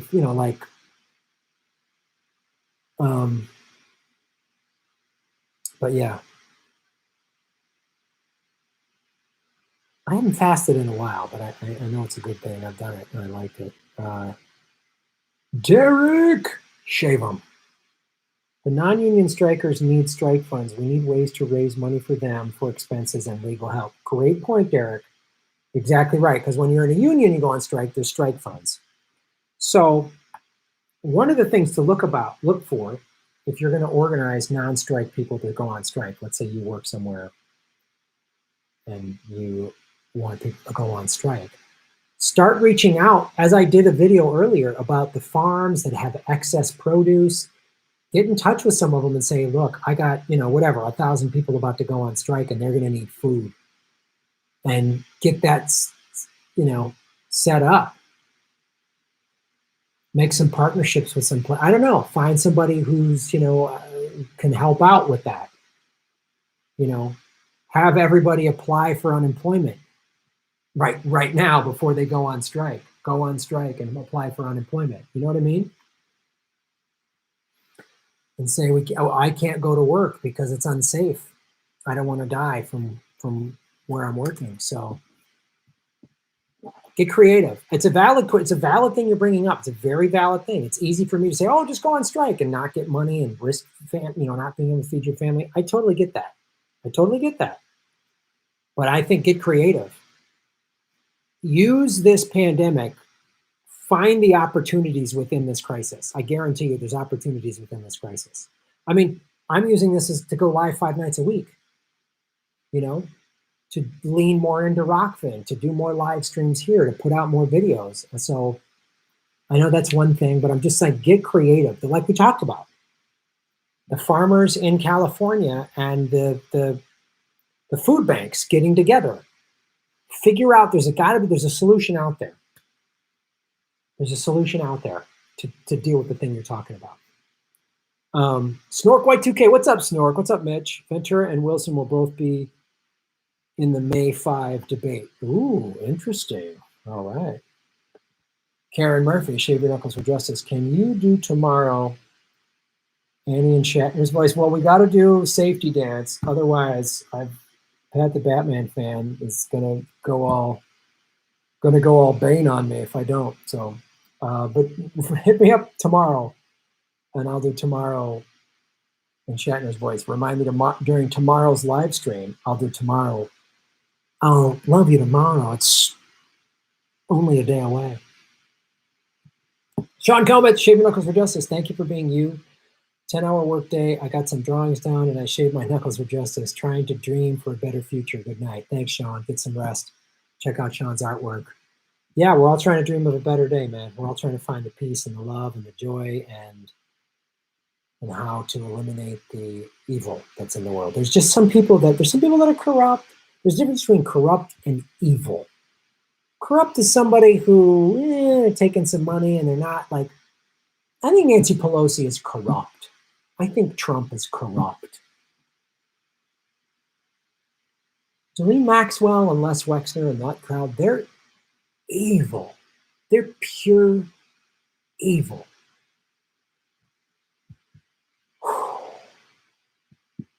Thanks, Sean. Jana,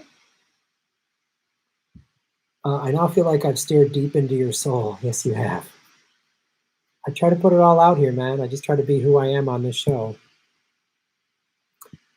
and let you know who I am. I mean, that's just this is me. This isn't like an act. This is who I am. And yeah.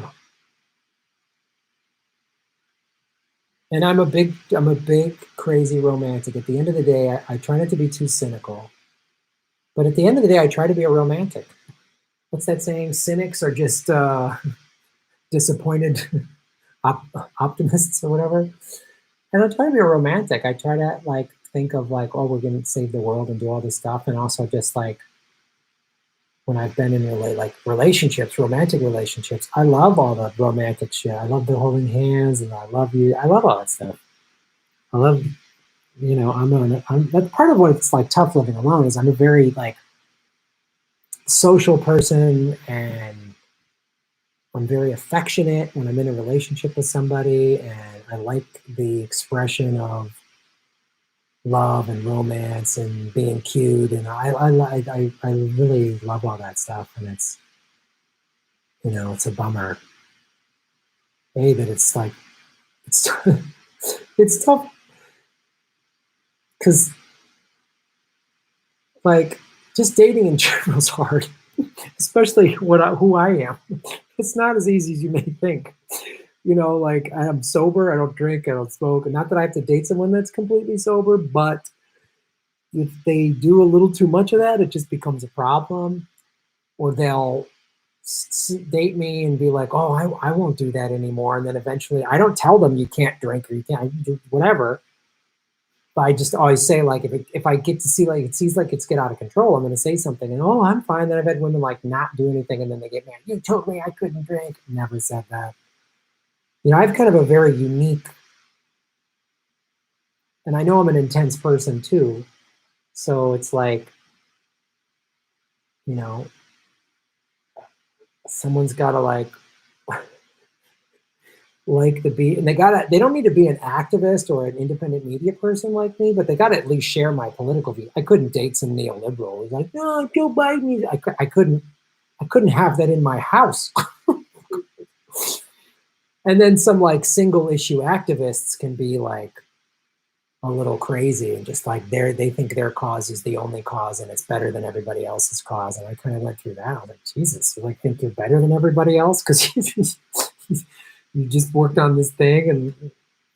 And then if someone, I work a lot. I work on myself a lot, and I have for years. I'm like trying to be the best person I can. I'm not perfect by any stretch of the imagination, and coming from, and then someone also has to understand like dating someone with child abuse. I had somebody recently I was dating who totally they said, "Oh, I want to be there for you," and I understand they watched my Me Too video and they're like, "I want to be there for you." I was like, "Okay," and I was like, "Here, read this book," and they're like, "Oh, this is too heavy." They're just like completely insensitive about it. Said all these shitty things to me, and then we had an argument later, and they used stuff that I had confided in them with in the argument. I was like, "Oh, we're done. Go fuck yourself."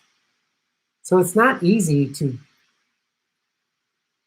Not just anyone can do this show or have these views of mine have been stacked up over decades from all these intense experiences. Being abused by a woman who was friends with my mom when I was 3. And my mom still defends her to this day. I don't really talk to my family. Being taken to Dachau when I was 5. We were living in Germany and I got to see Dachau at age 5. A little young to take a 5-year-old to fucking Dachau. And so I was like, oh, the world. And then being a comedian, I have a different view of the world. My view of the world is different. And doing all the war zones, I performed, I did 7 comedy tours in Iraq, Afghanistan, and Kuwait, and seeing war. I don't know what combat's like. I'll never know what combat's like. I don't know it, but I've seen it in a way that most civilians never will. And I've seen the Middle East, and I've seen the defense contractors, and I've seen the economic reasons why people join the military. I saw that up close, man. I've met wounded vets and all this stuff. I've been to hospitals. I've seen it. Then I had my house taken away. I've seen it. I've seen awful, awful shit. And I've seen amazing stuff. I've been on my surfboard and had a dolphin just come out of the water while the sun was setting. It was the most amazing thing that's ever happened. I've been on my surfboard in Hawaii and seen rainbows. I've looked up at the night sky in the middle of Iraq or Afghanistan. I've flown in the Black Hawk across Iraq at night in pitch black, and then all of a sudden there's this orange glow of like an oil refinery that's burning off some of the oil. I've had this amazing life. I wouldn't trade it for anything, but there's some really tough challenges. There's some amazing stuff to it. And that's not, for most people, it's not easy to just find someone that can get all that. It's just like, it's so not easy, let alone in a fucking quarantine. Anyway. But thank you, Jennifer, for supporting the show. RBU 83145, shave your knuckles. You need to be cheered up with some good news. Boris has had a baby. Pelosi won't be without ice cream. See, so many reasons to be cheerful. That did make you laugh. Thank you. Sam Dean, is Marlon Shatner somewhere over the rainbow? Oh, Sammy, thank you for supporting the show. I think Pat the Batman fan won. It's safety dance tonight. I don't want an angry Batman fan at me. I can't have that. You know? Hey, Gray, Shatner does Rainbow Connection tonight or else? Oh, now we're all like everyone's getting, there's all these threats. I've done Rainbow Connection before. I will do it again, but tonight we're going to do safety dance. Pat the Batman fan, I just want to hear you say F Jeff Bezos. That wouldn't be nice, Pat. Why would I want to say fuck Jeff Bezos? Sam Dean, shave your knuckles for justice. I think Marlon Shatner would sing Killing in the Name of by Rage Against the Machine pretty well, especially the different end sequence.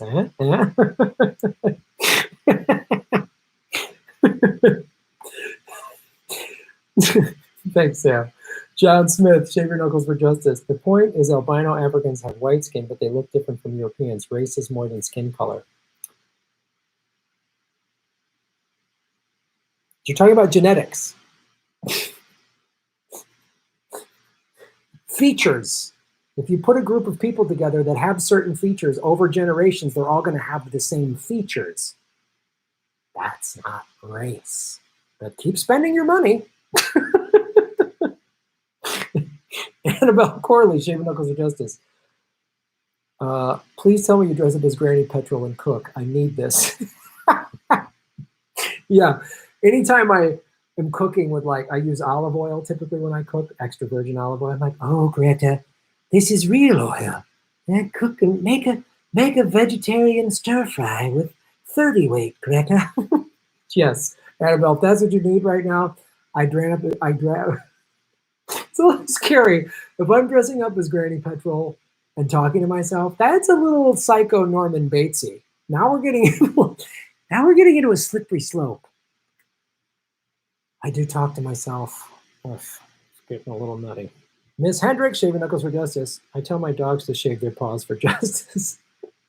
And they go, rawr, rawr, rawr, rawr, rawr, rawr. Yes. Sam Dean.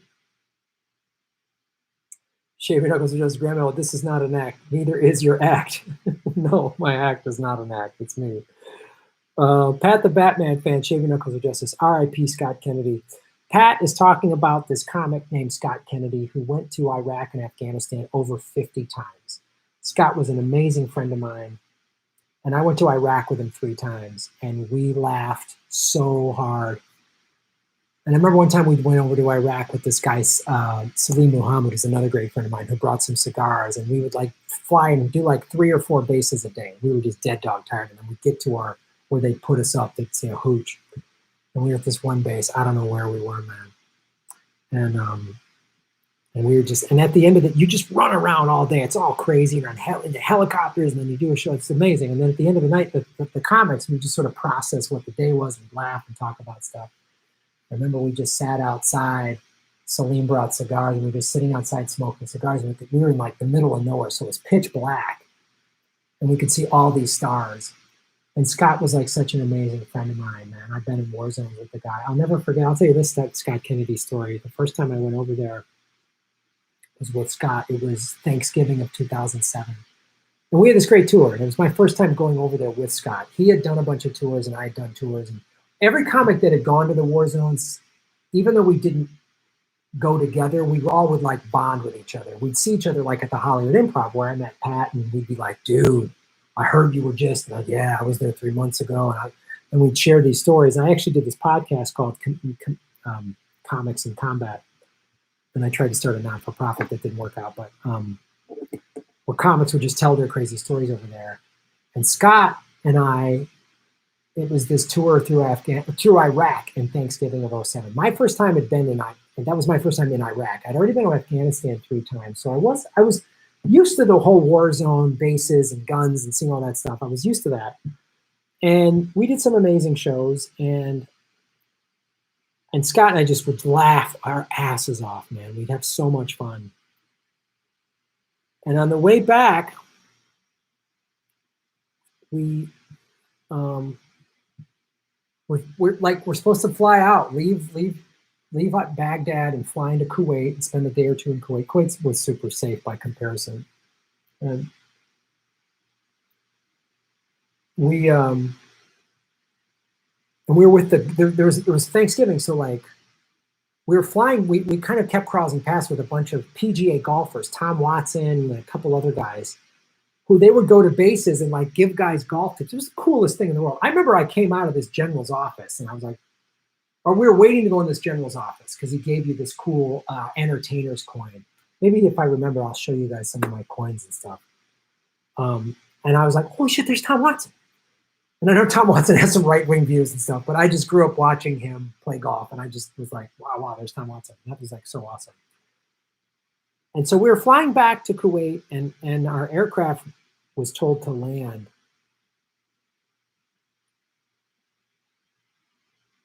And we were just on this, we had to stop. I mean, it's supposed to be like an 1.5-hour flight down to Kuwait, and then we'd spend the night in Kuwait, and then we would fly commercial back. Because you could fly. United had a nonstop from Kuwait City to DC to Dulles Airport. And we've been it's been 2 weeks, and it was an amazing tour, and we met all these amazing people. And the Washington Redskin cheerleaders were like going through there. There was a rocket attack. It was like nuts, but we were flying back, and we were just hanging out, talking with the golfers. There's a lot of hurry up and wait. You think you're just going to do this one, and you get stopped, and everything. It's the military. And they said, oh, we got to go back to Balad and pick up some HR. And Scott and I just went, oh. And the golfers were like, what's that? And Scott and I were like, that's what they call those are human remains. And we went back to Balad, and they made us get off I think we were in a C-130. So it's like me and Scott and like, I don't know, 6 PGA golfers.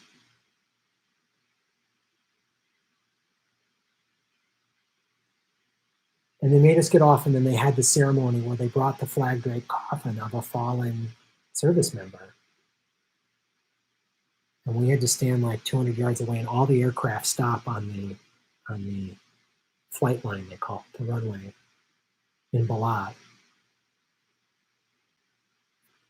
And we're just sitting there watching this, and I'm just thinking like, well, some family just got the worst news ever. And then we're sitting on the aircraft, and we're flying then back down to Kuwait. And we're less than 10 feet away from a flag draped coffin. And it's funny, every flight, everything, Scott and we're always joking around and the whole trip, and then we're just sitting there in silence, and we're all just like crying. And one of the golfers, I forget his name, but he was a pretty big name golfer, went over there and like, I don't know, he said some prayer in front of the coffin, and I think he put a letter down for the family or something like that. And Scott and I were just like doing it. We're just like tears were crying. It was so hard. And I'll never forget that. And Scott went over there 50 times, and he was on so many aircraft that had that.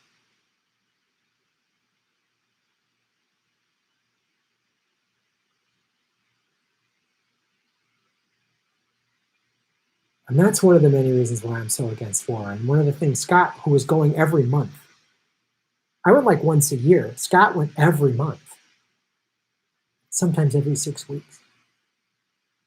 And Scott's the one who told me on that same trip, earlier in the trip, we were supposed to go to these 2 small fire bases, and we were standing on the flight line in what they call Bayat, which was like the main base in Baghdad. That one of the bases had a firefight the night before, and 2 guys had died. And they're like, so the show was canceled, obviously. The bases get locked down, and that kind of stuff happens. And I felt like, I was like, oh my God. And I felt silly and dumb. Like, I'm just some dumb comedian. What are we doing? These guys are putting it all on the line.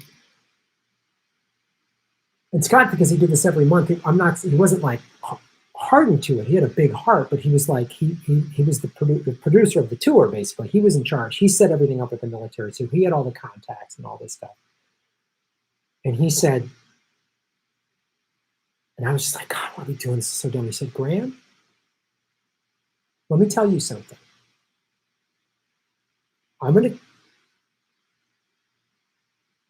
I'll get to these bases in another 6 months when it's okay to go back. I'm scrambling right now. I will find us other shows to do. He said, Graham, a commanding officer came to me on one of these trips and said, every time a comedy show comes through our base, the suicide rate drops. He goes, so we have a critical mission, Graham. This isn't just some comedy tour. This is a critical mission. I will go back to those bases. We're saving lives. He goes, Graham, your comedy is saving lives. And I kind of like, and then he got on the phone and just started getting shit done. And I was like, okay. I was like done feeling sorry or sad or whatever. I was like, my heart went out to the family, and I was like, okay, man. And he laid it out for me. And I knew that. I knew how important the shows were, but he had gone so many more times than any of us. And I'll never forget that. And that was my friend Scott Kennedy, who died 7 years ago. He wasn't in the greatest shape. He liked to drink and chew tobacco and stuff like that. And, he's a Texas guy. And I think all the shit he saw over there, he dealt with it by maybe not living the most healthy lifestyle. He had some nightmares and shit like that. And he died in his sleep. He did not take his own life, but he died in his sleep. And I got that news from Howie Nave, because me, Howie, and Scott went over there together in 2008. I went over to Iraq with Scott 2007, 2008, and 2011. That's my friend Scott Kennedy. Also, he was an openly gay man that was performing for the military of a country that didn't allow him to get married. Gay marriage was legalized in 2014, and a mutual comic friend of ours, who I found out the two of them had dated, a friend of mine, a comic who's gay, when they passed the gay marriage thing, this is the thing I'll give Obama credit for. This other comic texted me, he was like, oh my God, it's so awesome. I wish Scott was alive to see this.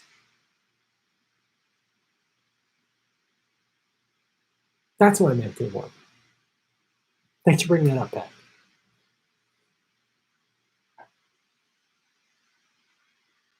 Ray Foley, Shaving Knuckles for Justice. David Manning. Great show, Graham. Thank you for speaking the truth. We love you here in Toronto, Ohio. You can't have Canada inside Ohio, dude. Stop lying. Is that Toronto, Ohio? Do you have free health care there? Thanks for supporting the show. Ryan Larson, have some anti-war vets on to tell their stories. I will volunteer. There's plenty of us with unique insight into how the state works, and we'll tell. Oh, right on, Ryan. Yeah, I got to get Preisner on the show, but reach out to me. If you're on social media, like follow me or direct message me, and then I can get a hold of you, and we can set up an interview. I'd love to have you on. I've had a Veterans for Peace guy on. That was a couple years ago, but I need more anti-war vets on. I'll do that. Thanks, Ryan. JT, Shaving Knuckles for Justice. If Ben and Jerry made an ice cream for Pelosi, what flavor would it be? Walk-in freezer. That's what it would be called. Fancy Jane. Hey, was trying to remember the first time I saw you do stand-up. I think it was when you opened for Doug Benson at Irvine Improv many years ago. Fun times. Oh, what's up, Jane? That's awesome. That was super fun. I remember with Doug for years. That was really cool. Nail Flanagan. Thank you, Nail. Thank you so much. What happened here?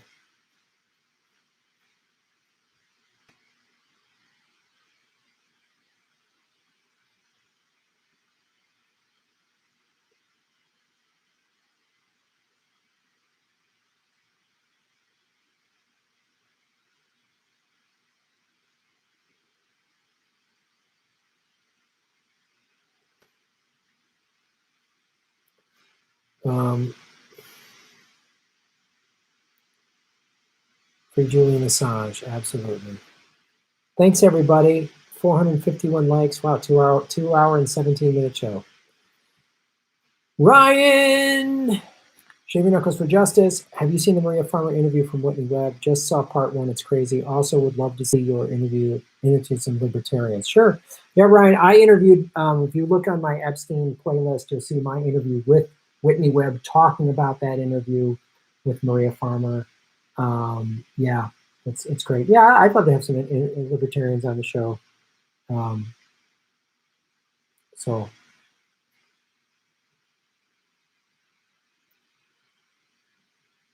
yes.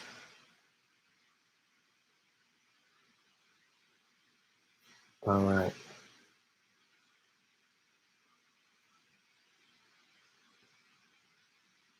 All right, everybody.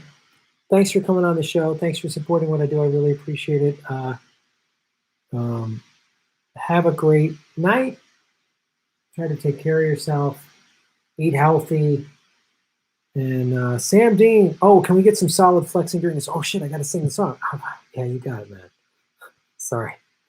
I was about to just, it was a little emotional talking about Scott, but I'll do safety dance. I think Batman fan doesn't organize the League of Shadows against me.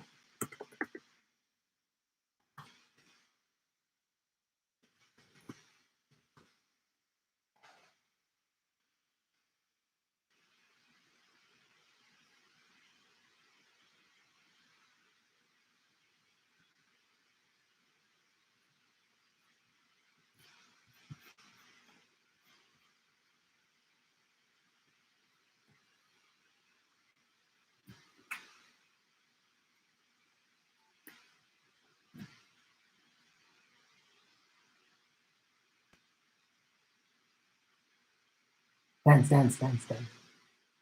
F-F-A. D-D. Why?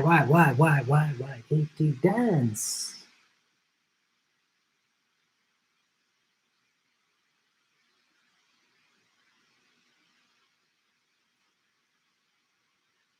We can dance if we want to. We can leave your friends behind. Because if you don't dance, and if they don't dance, they're no friends of mine. We can go where we want to. A place where they will never find. We can act like we come from out of this world. Leave this world behind. We can dance. Spock, we can dance. You green-blooded hobgoblin, you can't dance. Bones, smart. Live long and prosper with vegan guns. We can dance if we want to. We can leave your friends behind. If friends don't dance, if they don't dance, they're not friends of mine, the Klingon bastards. We can go where we want to. A place they will never find. We can act like we come from out of this world and leave this world behind.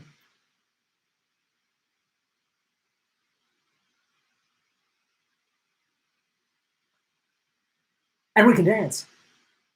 Where we go where we want to. The night is young and so am I. We can dance real neat with our hearts to our feet. We can dance if we want to. If we don't, nobody will.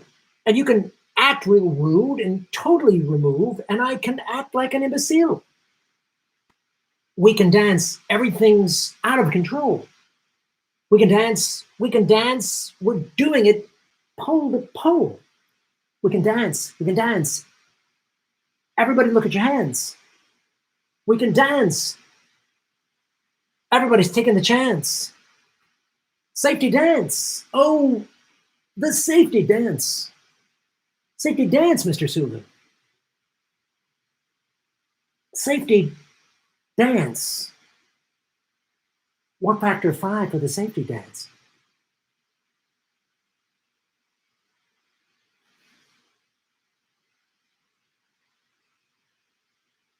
Beam up some vegans' guns. SSATTYY. Uhura. Open up a frequency for the safety dance.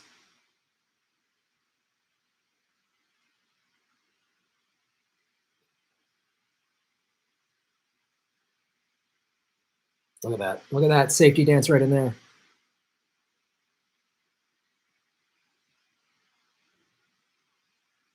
We can dance if we want to.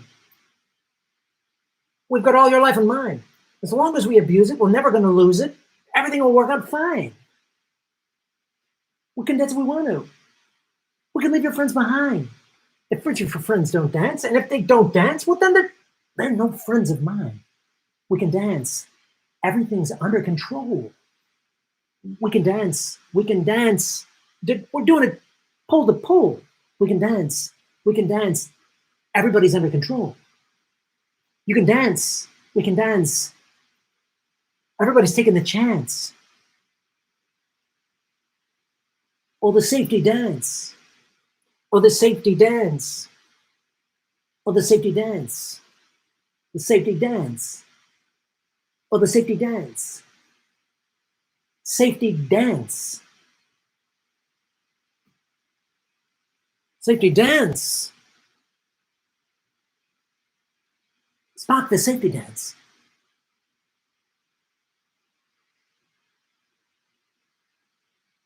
Credits.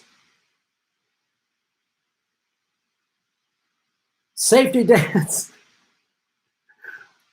Oh, men without hats, bringing some joy to the world with the safety dance, ladies and gentlemen.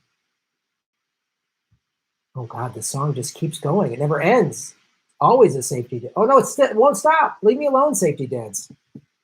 For the love of, stop.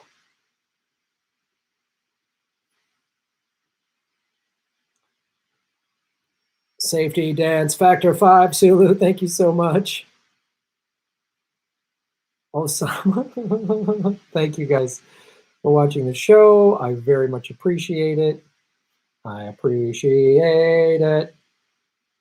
Okay, we got some solid flexing during the song. You got that. Thank you so much, everybody, for watching the show. Footloose.